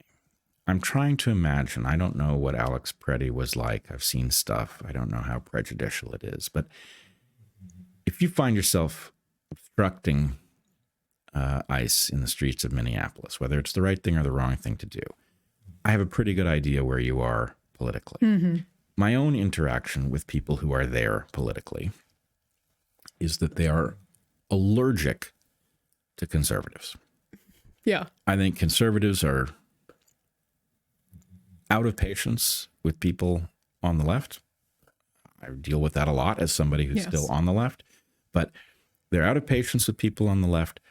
But just the nature of society, they have to listen to them. It's everywhere. So they hear a lot of stuff that lefties are saying, whereas lefties are avoiding hearing what conservatives say. Yeah. So the punchline of this very long description is, I'm wondering, when I decided to get some guns and figure out what to do with them and how to behave responsibly with them, I spent a lot of time learning from conservatives because that's the people who were dispensing the information. And so I got a lot of an understanding of how things look through their eyes. If you were allergic to conservatives and you decided to arm yourself, I'm wondering if you fail to have access to a culture that would then tell you all of the subtle things that you need to know about gun ownership. Yeah, it's interesting because I recently became a gun owner for the first time. And remind me, put a pin in it, that I want to ask you what you mean by on the left later, okay? Okay. Put a Sharpie in it or a pin in it. So I have been a little adverse because I got shot twice when I was younger. Whoa. I've also had like 6 concussions. We grew up, on a farm, a little poverty, you make up your own fun, right? And so I got And it wasn't like, I say shot because it sounds cool, doesn't it? Ricochet. But only between us, it was ricochet. If anybody else asks, I was shot. I had a ricochet off of my brothers were shooting at a half-buried tractor tire. And then I had a ricochet that hit me here that my dad was shooting at a bucket full of concrete. Okay. So, you know, guns were everywhere in my house, laying around. Like in Minnesota, and even just really back in the 80s and 90s. I mean, I don't think we lived in the country. People didn't lock them up. There wasn't this obsessive sort of locking up. And my dad just wasn't a responsible guy. But like they did hunting and all this stuff. So I just have never felt the need to have a gun and wasn't a big gun person. I wasn't opposed to it, though, because I'm, you know, like the Constitution. And so, but my views have sort of developed a lot on this issue. My husband has guns. You know, my turning point was, you know, my job has become a little more dangerous in recent years. You know, we've dealt with a lot of death threats at our house, and having to rely on other people to protect me just wasn't something I was satisfied with. But then I walked my 2 dogs down a path in the safe place where I live, down a trail by a river that I'd gone down 1,000,000 times with the dogs. And I'm coming up, and this isn't even near Seattle, so it's not like we're used to drug addicts and the homeless. Coming up, this guy on a bike, he's driving towards me, and I just think, oh, God. And he stops right in front of me and he pulls out this fixed kitchen knife, right? Like, and my 2 dogs, my dogs are useless. They're just like, oh, hello, sir, you know, but he blocks my path, pulls out this knife. And thank God that there was this guy and this woman walking up the path almost simultaneous when he pulled the knife out. And then the guy just kind of started hacking away at some blackberry bushes like he was never going to do anything to me with it. I went straight to my local police department and applied for a concealed pistol license. I still haven't really carried the gun because I guess as a woman, I don't feel confident enough in my handling skills that I won't get it taken away. So my husband has been methodical. We have some property. He takes me out. He does gun safety. He helps me try to shoot, all these things. So I have a new relationship with guns. But the issue of kind of the left picking up this is happening more and more. There was a old weekly newspaper in Oregon. You'll probably remember it. Kind of like The Stranger in Seattle. Do you remember what it was called? I'm trying to remember the name. It's like an alternative. And there was a front page article. I don't know if you saw it. It was a man, a trans woman, a guy who thinks he's a chick. Okay, that's a trans in woman. Wearing a dress and all these things with an AR-15 rifle. And the headline was Triggered. And it talked about how the trans community is gearing up to fight back against Trump. And I'm like, oh, Jesus. I mean, it really sounded like a threat, right? And I was sort of like, for some reason, looking at that just makes me very worried about this person with a gun. And then when I was picking up my gun finally after like a month and a half, because the process in Washington state is so crazy, there was a man in a skirt who was picking up a rifle with a scope. And I know it's bad and I shouldn't even admit it, but my first thought was, they're going to go shoot up a place. And I know that's horrible, but for some reason, the left bearing arms has made me uneasy, but it's their right to do so. I mean, the sheriff, Keith Swank in Pierce County, Washington, which is south of Seattle, if you're not familiar, he posted this question on X and he said, should all transgender people be banned from owning guns? You know who was most angry about that? The right. The right was like, what are you talking about? Just banning gun ownership for a whole swath of people. Now, I think that there are some questions about mental stability among the trans community, but until you prove that they're a danger to themselves or others, you can't just say you can't proactively own a gun. So I don't know, maybe that could be a bridge as more people on the left buy guns, because the person who sells them the gun, the person they go to at the range, those are all going to be conservatives who are going to try to help them fold into gun culture. They might not know it, but they are. So does that answer your question? I mean, no, because I'm not convinced that the allergy to conservatives isn't going to keep the liberals away from the culture that they do need to pick up. But they have to go to the gun shop. You think they won't go to a gun range because there'll be conservatives there? I think I will tell you that for me, the people I interacted with at the gun shop, the people I spent many hours watching on YouTube, who frankly, it's gun geeks who talk about the details of, the danger of this, the danger of that, why you do it this way. That culture is necessary. If you look at this person and you think that's the enemy, because I know that person voted for the other guy, then you are not going to pick it up. And my point is that actually responsible gun ownership is a culture. Yes. It's not something you can afford to learn on your own because you can't afford a single serious mistake.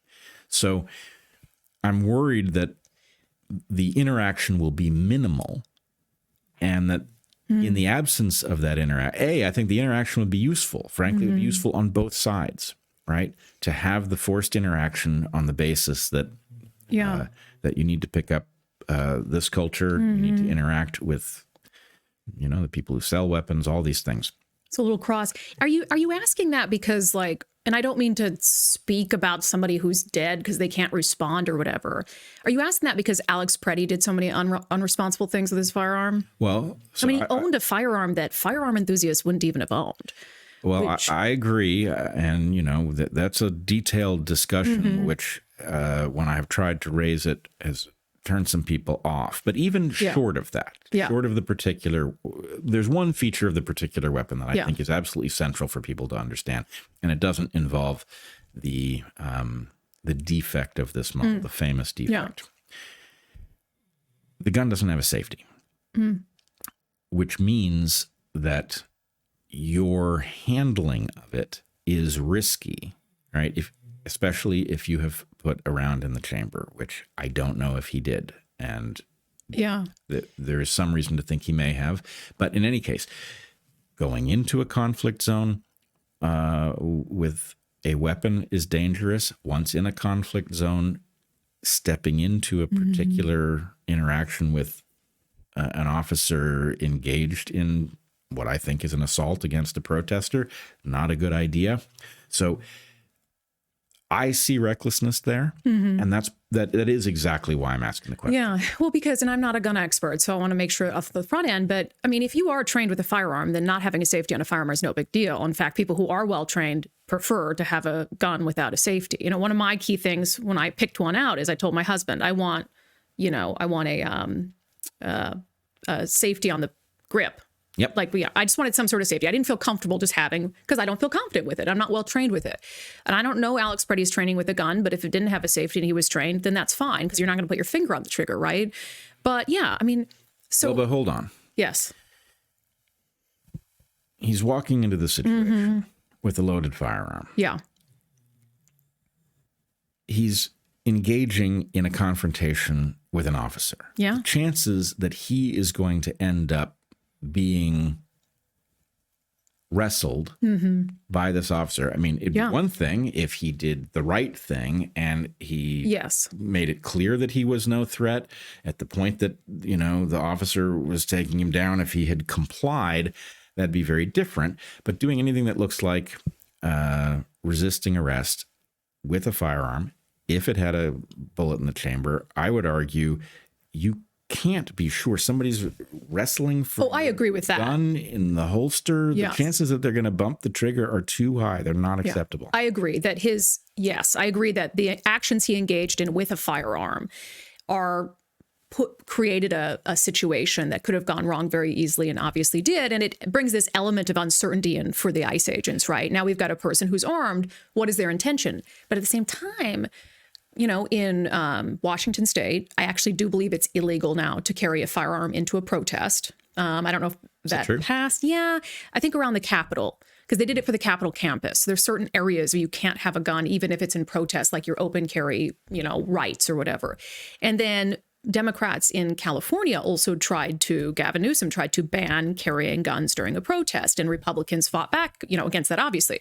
So Republicans support the idea of having a gun to be able to protest. They definitely can't wholesale say Alex Preddy shouldn't have had a gun. Right. But it's very fair to say, if you're going to interfere with federal agents and try to wrestle them, maybe that's not a situation that a responsible gun owner would have put themselves in. Well, let me just say, this is one of the places where the culture matters, because in gun circles, what is said about this is, I think, universally said, which is you have an extra obligation to avoid conflict while armed, because any conflict you get into while armed is by definition a conflict in which there is a gun. Yes. Right? So that slightly subtle piece of wisdom is important. And you have to, it's the same as the culture that says all guns are loaded, right? All guns are loaded is important. It's obviously factually not true, which is why it sticks, right? The idea that anytime you see a gun, your initial orientation has to be, that's a loaded gun. You will notice that people who are around guns a lot reflexively check, not just once, but twice, right? They do that because these rituals, these, pieces of wisdom are what keeps you safe. They frankly take a situation in which an error is made and they allow you to survive it, because if you do all of the rules that come along with that culture, there's a fail-safe built in. So it did look to me like I haven't complained that he had a gun. Yeah. I've worried why he had a gun there. Yeah. And I don't know. I've left open the possibility that was a coincidence, though I think later videos that showed that he had been in a conflict with officers a week or two before and had the gun on him at that time suggest no, probably wasn't. But it looked simultaneously like, oh, you don't usually expect a wacko. No, you don't expect a Democrat to be concealed carry. That's an interesting development.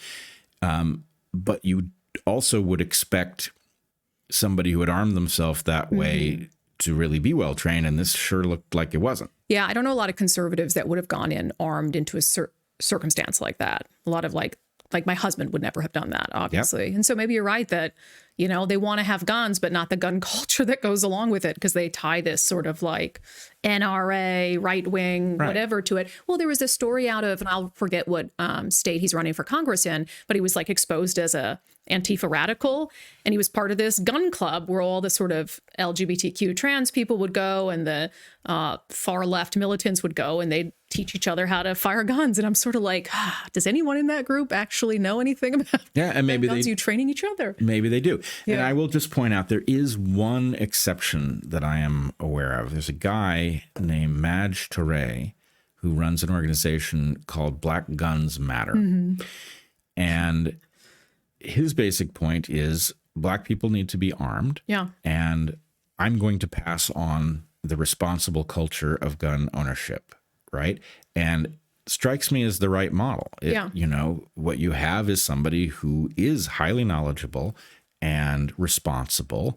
And his point is armed citizens is a good and reasonable thing. And here's how you're going to become expert enough to make that safe. Yeah, and I think it's fair to say the left and the right, neither of them are a monolith. And I know people on the right who don't like guns, don't want to be around guns. And I know people on the left who are gun owners, who have owned a gun for a long time. But there is a cultural divide on that issue for sure. It's an interesting topic I've never heard discussed about whether the left is less responsible gun owners because they won't fold themselves into the culture.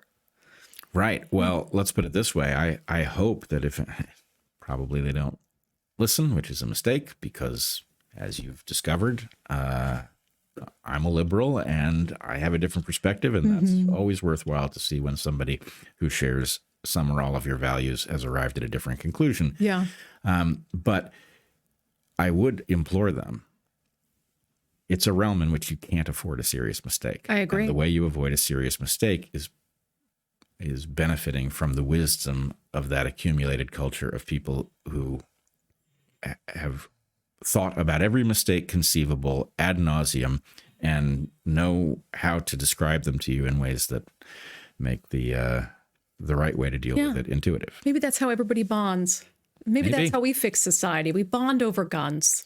I don't think it's going to happen, but we can wishful thinking. Well, frankly, if you take my argument about what the founders were up to, this is the right thing. We the tyranny of the state is the frightening thing. Right. And it's the reason that we frankly pay the price. And there is a high price for having, readily available guns in our society. Yeah. And I've really come to just take a plain reading of the Second Amendment. And I mean, I make a living off the First Amendment. And so I don't want any other amendment that protects somebody else's rights they're passionate about to be eroded bit by bit, like we're seeing in Washington State. And I tell people, I believe that people should have access to any weapon the government has, with it, only because, and I know that's extreme.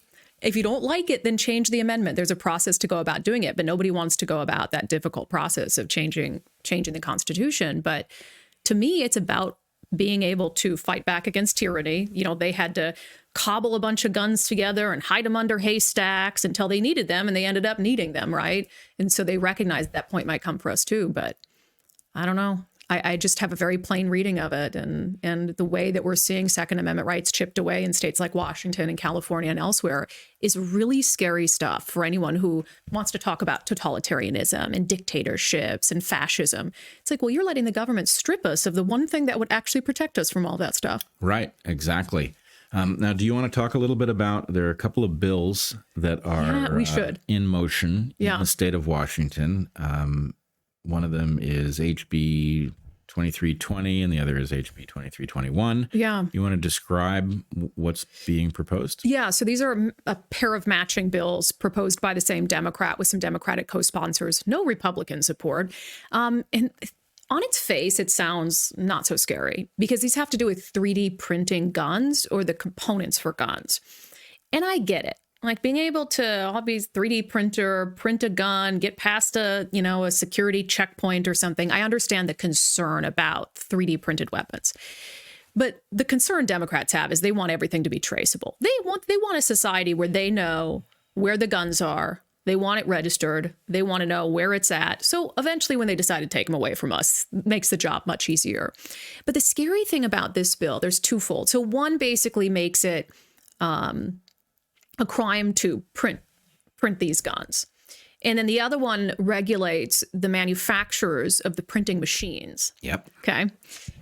And I have this pulled up because there's some excerpts I want people to pay attention to because they're all, jargony and stuff. But so can't 3D print guns, but you can't even possess the code, the digital kind of code and instructions to print a gun. So the possession of that, whether it's on paper or digitally, is a crime. You don't even have to print the gun for it to be a crime.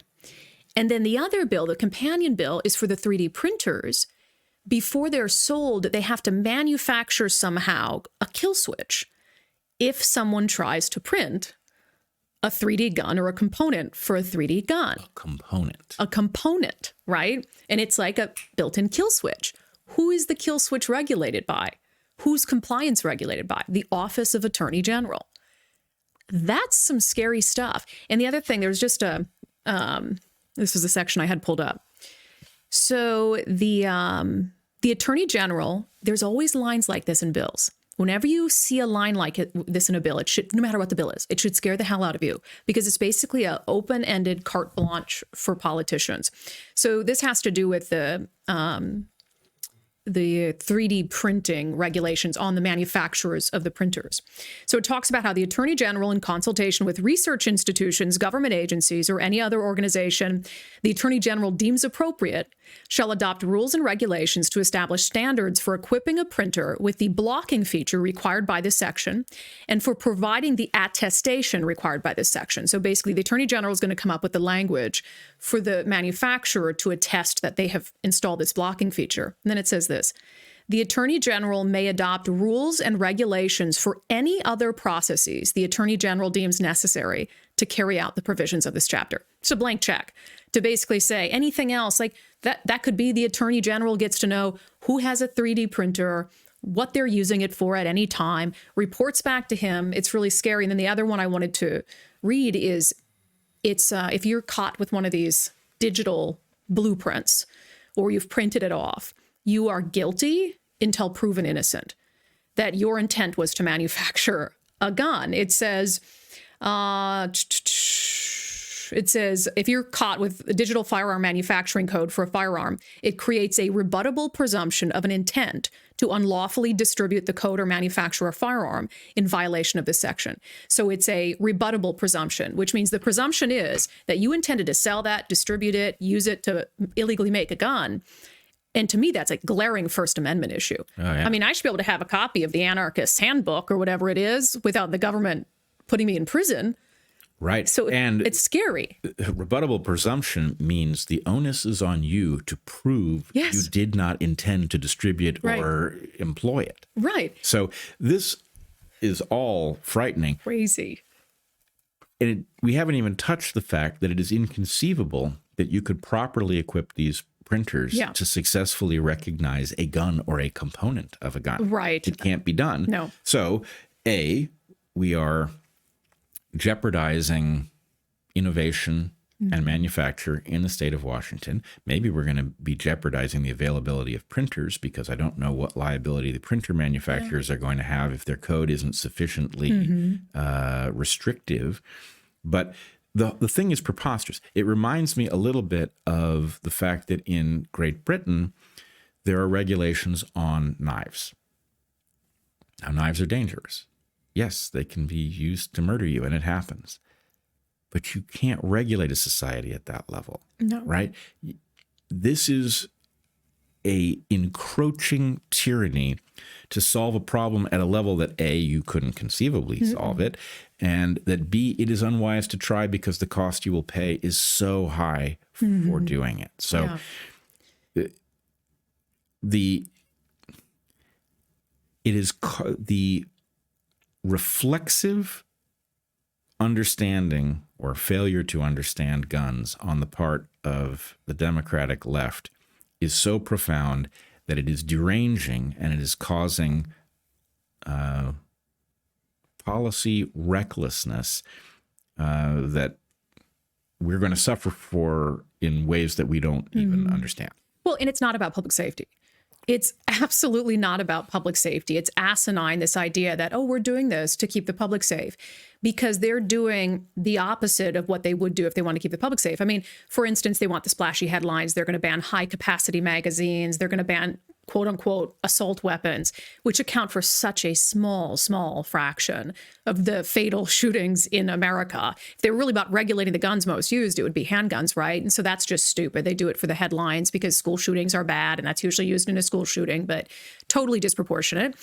And one thing I noticed, so I started doing this work when I was at Fox 13, which is a local Fox affiliate in Seattle. It was weird to me, and this is kind of, maybe I was like, still consider, I mean, I've always been an independent, but like definitely was becoming very right of Seattle center. They would always plead down gun crimes. And because they're, soft on crime, and oh my gosh, criminals.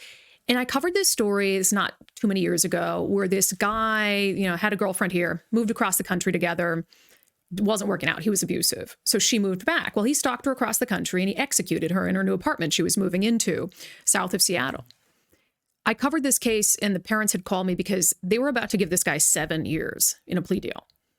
He used a gun to execute his girlfriend. They were going to give him 7 years in a plea deal. She was white. He was black. They tried to make it about race and all these things that disproportionately impacted. One of the things they did is they pled away the firearm enhancement.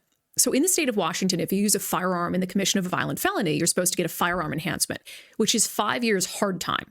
That means that you can't earn a single day good time on that time. It is 5 years on top of anything else you got, and you will never be able to earn a day off that sentence. And so I thought, in a state like Washington that's supposed to take gun violence so seriously, why are they pleading away this enhancement that actually punishes people who actually use guns to commit violent offenses? And we started looking through documents, thousands and thousands of cases in King County, which is the county Seattle's in. Almost every case we found of a crime committed with a firearm, they were pleading away the firearm enhancement. They were cutting a deal with the suspect.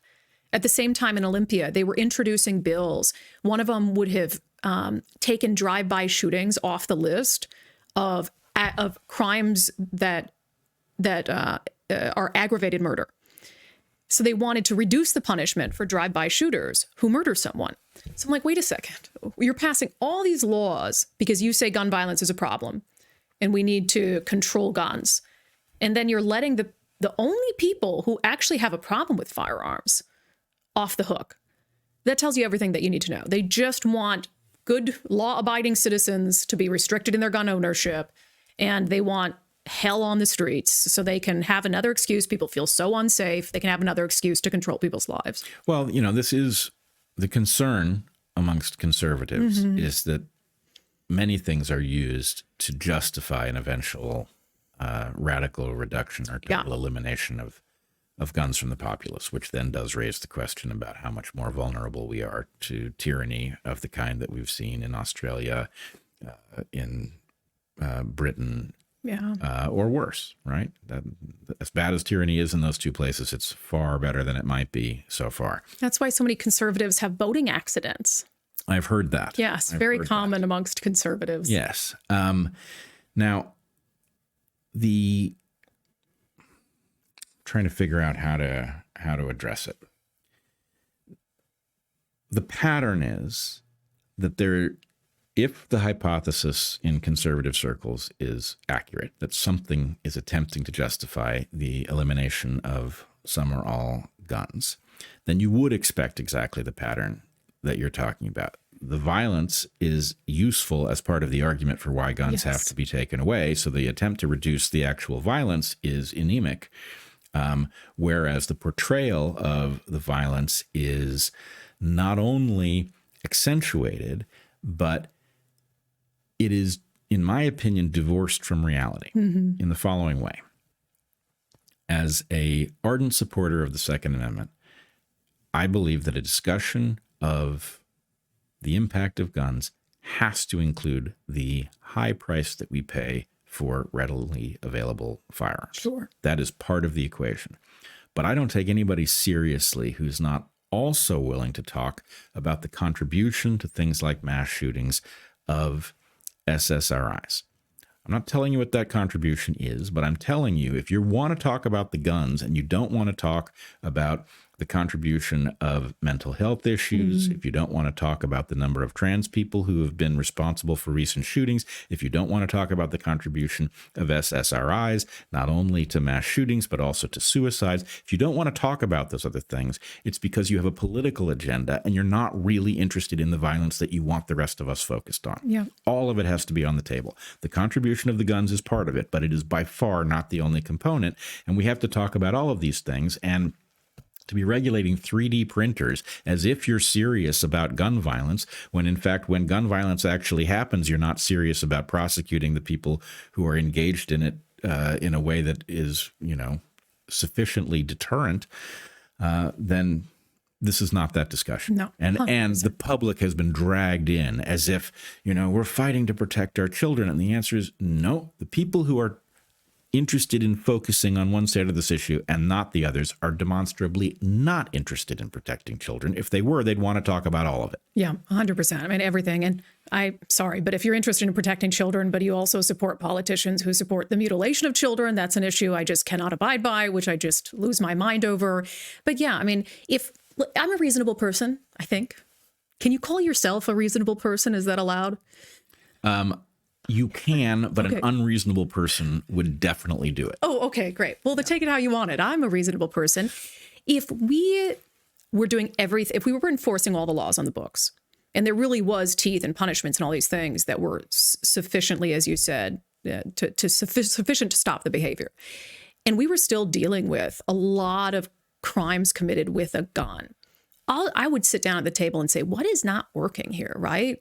We have these laws, we have these enhancements, you're using them. Why do we continue to have so many people? But until you do that, I'm not having a conversation with anybody about gun control. Right. Ever. No, I mean, look, the problem is we have way too many killings. Yes. That's true. But in addition to all of the other factors that we have put on the table, the failure to be honest about the number of times that somebody with a gun does stop a violent crime is also telling. Yeah. The point is, any reasonable citizen should want a net analysis. What is the net impact of this? How could the net impact be made far more positive? These are all questions every reasonable person should be interested in, but that conversation is simply not happening because one side wants to portray the analysis as utterly black and white, and those of us who see it otherwise as insane. Yeah, well, and it took me a month to get a gun after that knife incident. I'm sorry. This is America. Like, what if you have a domestic violence situation where you think you're going to get killed?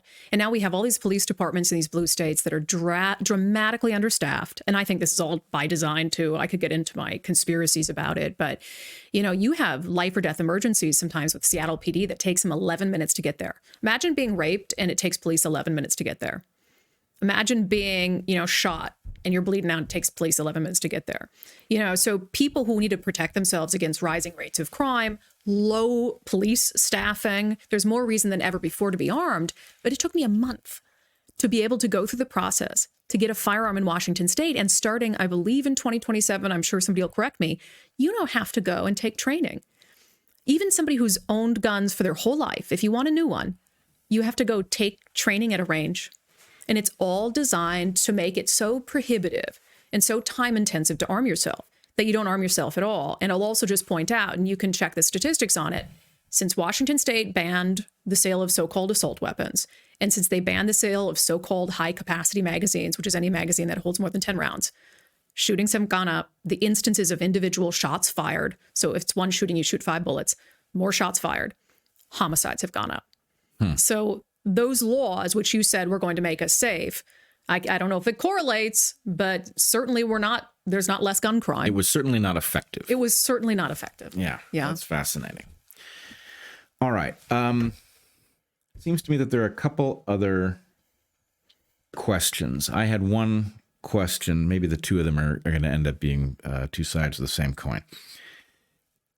I am perplexed when I look at what should be my folks over on the left. Mm-hmm. And I watch them repeatedly vote for things that make life worse and not better. Yeah. Right? The idea of voting for a city government that makes excuses for criminals, that fails to control homelessness, drug abuse on the street, this makes life worse in the places where people vote for it. Yeah. And you would think, I would think at least, that having thought that certain things were true, that if we vote for these policies, things will get better, and then watching them get worse would cause them to rethink and say, that did not turn out to be true. Maybe I need to rethink something. Yeah. The failure to do that over the course now of decades shocks me. Yeah. You're voting to make your own city worse. Yeah. Right? I could imagine you voting in ways that affect other people far from you in that way. It's hard for me to understand how you make an error that causes your own street to be inhospitable to your own children. Yeah. It's especially perplexing when the left, and it is true, likes to talk about how they're the educated ones. And it is true. People who vote Democrat are more educated. And that just makes no sense to me. It's like, if you are more educated, you must see this. And we see in Washington state, and the same is true for the other very blue progressive states, the leaders here have they've done a good job at making everything about Trump since 2016. And the Trump brand is so toxic here. His approval rating is horrible. And so this has just become a very convenient way for them to dupe people into not paying attention to the destruction of the state. And it's like, you could have, and we do, record homelessness, record crime, record unaffordability, record drug overdoses. You could have all those things. You have record number of businesses leaving. Taxpayer leaves Washington state every 27 minutes. You could have all of those things be true. And then they just say, but Donald Trump, people like, you got me there. And I just can't, even as someone who used to have TDS, I can't fathom that. And it's bothersome. And I've thought a lot personally about running for office in Washington. I don't know if it's something that I would ever do, because people are so loyal to the Democratic Party that has done nothing for them besides virtue signal. And like, we can talk about abortion. I'm very liberal on most of the social issues. I think that's maybe just a generational thing. But I can't explain it. I have no explanation for a business owner in downtown Seattle that's seen their taxes go up, $14 billion in new taxes just last year, that's seen crime, that has homeless people and drug addicts and people pissing and defecating outside their doorstep. That's like, more of this because Donald Trump is bad. Donald Trump is not to blame for the decline of the West Coast. The West Coast leaders have been on a slow, steady decline for 20 years. Yes, and there's a part of me it doesn't make immediate sense, but there's a part of me that looks at, for example, the tax regime in the West Coast states and thinks there's something just odd about this, because as much as I used to scoff at conservatives who thought that lowering taxes was going to increase revenue, you know, to a point it can. But in this case, if you've got punitive taxation that is driving businesses to go elsewhere, then the people who you would like to lift out of poverty or austerity or whatever it is, the downtrodden people that you're trying to protect, are suffering from the tax policy that is driving away the businesses that would create wealth in the state. You want the state to create wealth. And the question, you should just simply ask yourself, which of these things will work better to help the people I'm trying to help? Would it work better to make the state hospitable to business and do nothing about trying to socially engineer a place? Just have there be more jobs because there's more business going on, and those jobs, yes, will flow unevenly to different people, and you'll have some people who can't be helped by jobs because they can't hold one down. But would more wealth creation in the state be better than social engineering? Right? I think that's an obvious question. Right. And I think the answer is pretty obvious too, especially once you've lived under the tax regimes in, you know, I've now lived in Oregon and Washington and California. And the point is, it's actually, one really feels like they're being punished. Oh, 100%. And you know, this is unpopular, but I said this, I did an interview. It's like 2 hours long. You should really watch it, with a socialist state lawmaker. Sean Scott is an avowed socialist. He was elected by Seattle proper to represent them in the state house in Washington.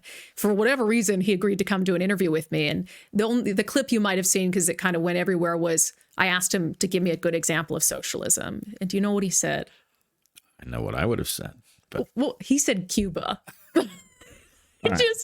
I just thought, because in my head, I was like, oh, he's going to give me some soft European example of like socialism light that's underpinned by capitalism.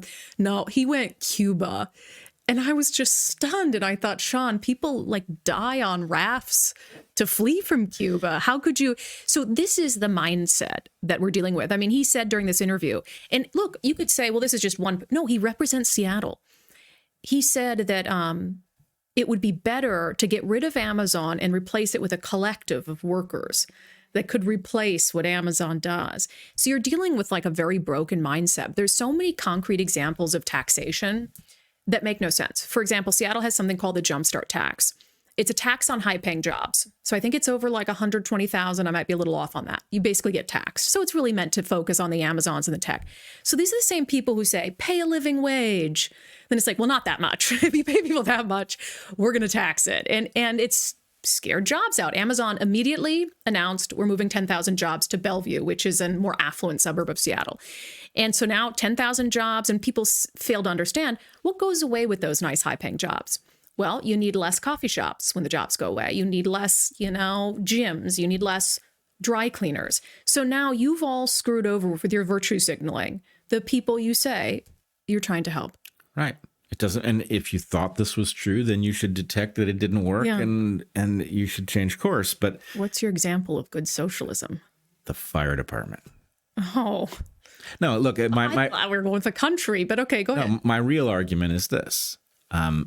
And this is going to spook all the conservatives in my audience. Please be calm and hear the whole thing. Okay. Don't be calm. No, be calm, okay. Because I'm your friend. But here's the point. Socialism cannot work as a system. Right. Period. The end, for an obvious reason. The point is it punishes those who are highly productive and it rewards those who are lazy. And any system like that is going to tear itself apart. Yeah. However, as an ingredient, there are times when you need more of it. And there are times when you need less of it.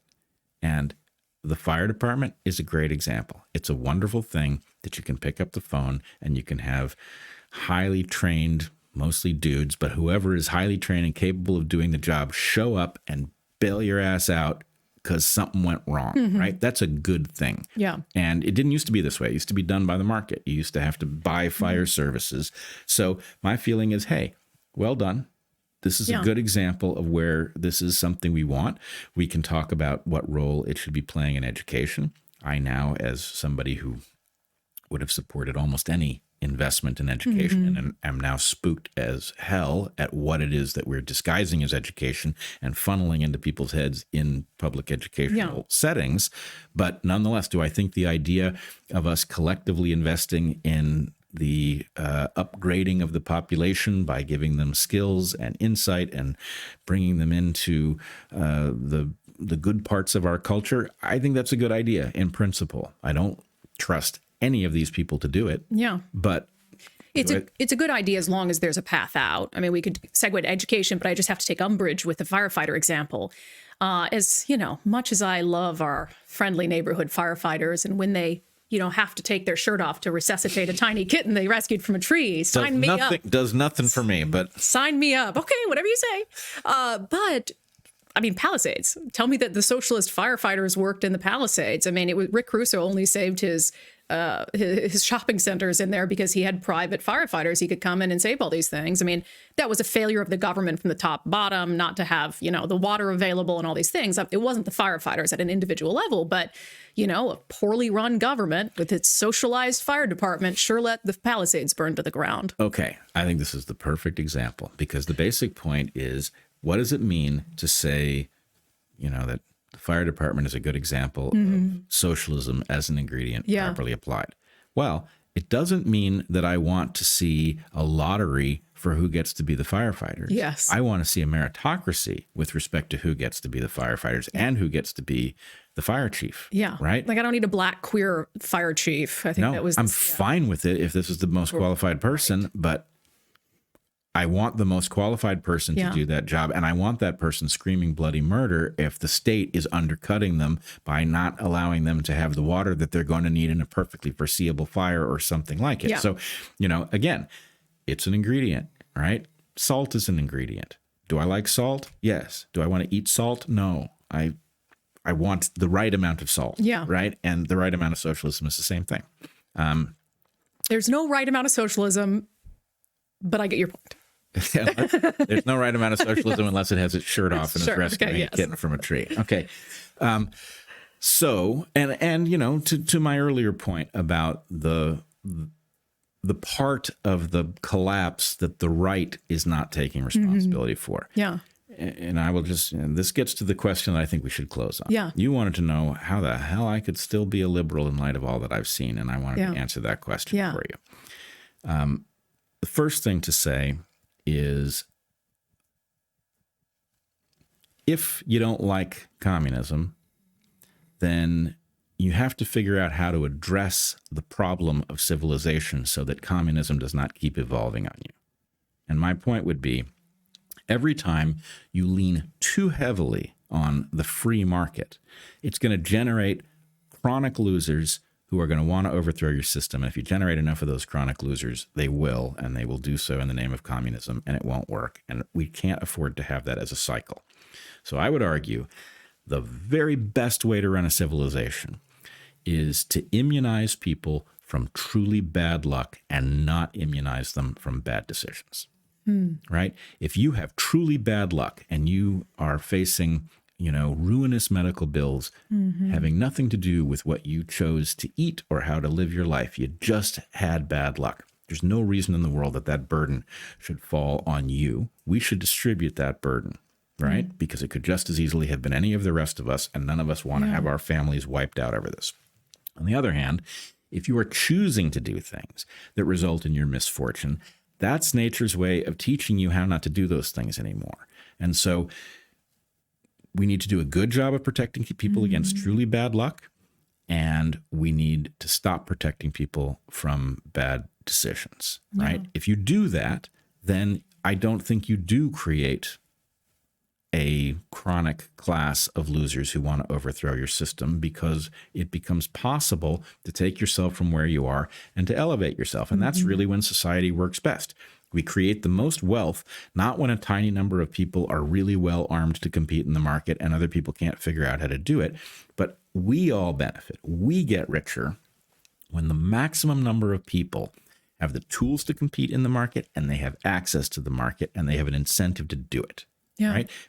If you create that world, then the point is the reason for violence is radically reduced, because you could be investing in violence and risking going to prison, or you could be figuring out what needs aren't being met and how to meet them, or, what could be done better than something that's being done already and providing a superior product. You can be investing in figuring out how to make wealth, which it just makes the world better. So, see, but I don't disagree with any of that. of course, And I don't call myself liberal. I know.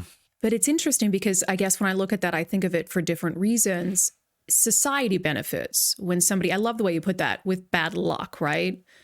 Society benefits. And I think also it's in the good nature of most Americans to want to do something about somebody who is truly just down on their luck. Yep. And so to me, I see that as a conservative value as well, which is, we don't want anyone to fall through the cracks through no fault of their own.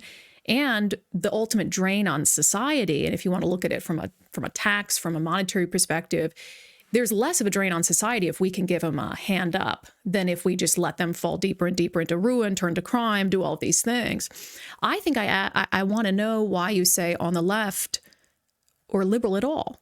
Why pick a label for yourself? Yep. I haven't told you yet why. I've sort of set the stage by telling you what world. Oh, and then I rudely interrupted you. So. No, you did not interrupt me at all. But the answer to your question is the following thing, and I run afoul of everybody's terminology here. I don't draw a huge distinction between a progressive, a leftist, a liberal. I would say a classical liberal is really a conservative. A classical liberal is conserving the gains of past liberals. I am that, but I am beyond that also an honest-to-goodness progressive liberal, and I'll tell you why. I think we are in a terrible crisis as a result of the fact that, as brilliant as our founders were, they couldn't have understood the world we live in. Right? The world we live in has marched on for many reasons, having to do with new geopolitical realities, having to do with technological realities. We don't have the wisdom for this. It's not in our Bibles. It's not in our Constitution. We got a problem. And so my argument would be the following thing. My liberal fellows fail reliably on the following count. They do not understand that they have ideas about how to make the world better, but that they are inherently intervening in a complex system. And when you intervene in a complex system, it is literally impossible to predict the outcome with any precision. Unintended consequences are guaranteed. So, you should be very cautious when you are intervening in a complex system to make sure that A, it really does do the thing that you wanted it to do, and B, that the net effect is still positive in light of all of the things you didn't see coming that also flowed from the policy that you instituted. So I have terrible trepidation about change. The more radical the change, the more dangerous. However, I'm even a radical because I don't think anything short of radical change is going to save us. I think our crisis is too severe. And so what we need are hard-headed people to look at the problems we actually face, to make the highest quality guesses as to what might lead us in the right direction with respect to addressing these problems, and then to pay ruthless attention to what actually happened as a result of the changes that we made rather than what we thought was going to happen or argued was going to happen. Yeah. Right? Only this way. We can't blueprint our way out of this puzzle. We certainly can't conserve our way out of this puzzle. That's the reason I'm not a conservative. And that's what I was going to ask, because I think if I could learn something from what you just said, the issue with conservatives being they're too focused on the blueprint that already exists. Well, they're not thinking outside a box. They're not. Here's the reason I get along with them so well. Yeah. Is that I think they are really focused on something vital, which is taking all of the gains that our forefathers have made and protecting them, right? That's what I see conservatives doing. They're looking at all of the stuff we've achieved and they're saying, how dare you? And you don't get to take that apart. we are keeping this, and you can pry it from our cold dead fingers. And frankly, I'm with them on that. But you can't conserve your way out of this puzzle. You can take all of the gains we've made. It's not enough, right? We have work we have to do. We have to make progress. It's frightening to have to make progress, but that's the nature of this moment in history. And so I want us to put our conservative minds together with our liberal progressive minds and figure out how we're going to get out of the nosedive while not destroying the gains of conservatives, which frankly were all made by liberals to begin with. Right. The ideas of liberals are now conservative. That's what it is. No, I think it's really well thought out. And I believe you see even some signs of that with President Trump. I mean, I don't really think he's a conservative. I agree. The thing he's doing right now with Trump accounts is a dramatically new idea. And to get the private sector to buy in a way that you have babies that are now being born, starting off with the ability to build wealth in their lives, which I think could, fix a substantial issue in our country that was born out of slavery, which is a lack of generational wealth that has led to some of the discrepancies that we see in society. So I agree with you. I mean, I think that conservatives can be a little stodgy and stuck in old ways, but I'm okay with trying new ideas. I'm okay with trying new things for a new era. But as you pointed out, the decider in whether that's a success is whether people can back away from it when it doesn't work. It's so important. Yeah. So I would just argue. So I study complex systems in my scientific side. And the point is, if you're thinking about blueprinting a solution, you've already misunderstood the puzzle. And this is the problem with the Democrats. They know what they want to do, and they know what's going to happen when they do it, and they will convince themselves that it did happen, whether or not that's the outcome. The two modes of thought that you have to have are navigation and prototyping. We are trying to go someplace that none of us have seen. We can navigate there. We can make a change. Did we get closer to the thing we're trying to get to or farther away? Our values are the North Star in that puzzle. We are trying to build a civilization that matches our values better than our current one. You make a move, did it get closer or farther? You make a different move. The point is you can get there incrementally in that way. And the other way to think of it is prototyping, right? You have an idea for a machine that's going to make life great. Yeah. You build it. The first version is so inefficient and clumsy and prone to failure that it couldn't possibly be worth the effort you put into it. It's not going to save you more effort than you invested in making it, but it will teach you how to make the second version, which teaches you how to make the third version. And sooner or later, you get to something amazing, which is what you had in mind, but you couldn't get there directly. Brett, you're so smart. No wonder so many people watch this show. I've learned so much. But it also, it does challenge sort of my way of thinking of liberal versus conservative a little bit, but it also makes you really revel at the founding fathers.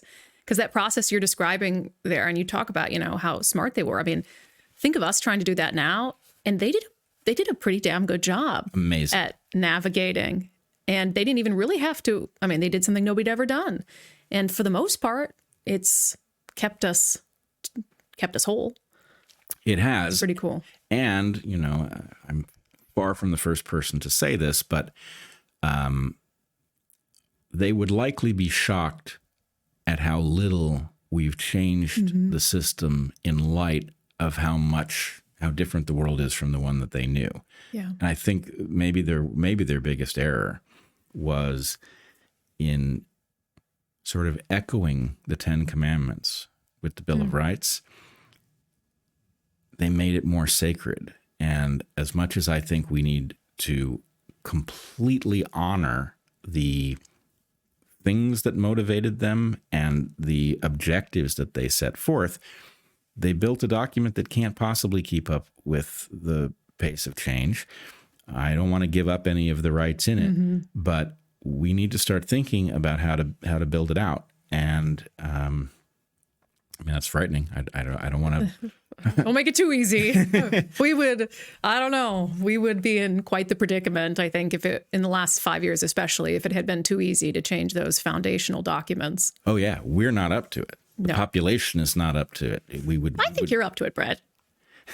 I would trust you. You keep saying very nice things about me. I appreciate that. Well, that's Thank because, I want to be invited back one day. All right. No, but I think if we would put a little room of modern day founding fathers in who could really noodle on it in a meaningful way, I'd definitely put you in that room. Oh, thank you. Yeah. That's I don't know lovely. who else I'd put in the room. I'll have to think about that. All right. Yeah. Do you know anything else about the room? No, I just thought maybe I thought maybe you'd respond by saying something nice about me, but my efforts at trying to get a compliment out of you have just failed. So no, yeah. I'm kidding. I'm kidding. No, I just value it. I mean, I think that it's so hard to have conversations like this, and certainly in legacy news or any sort of form of regular media. And I just continue to be so. I mean, there's too many podcasts out there. Can we agree on that? I have a policy idea. Who are you thinking of getting rid of? Well, no, this is my policy idea. If I'm ever president of the United States, total embargo on the importation of any new podcasting equipment. The only way you can start a new podcast is if somebody stops theirs and gives you their equipment. And I think that's really what we need to do. But I'm grateful for this space because I think you have a lot of interesting thoughts that make me rethink maybe how I perceive what's going on. So unfortunately, I know the flaw in your plan already. Okay. We don't even have to. Somebody will 3D print their own podcast. No, they'll make that illegal. Okay.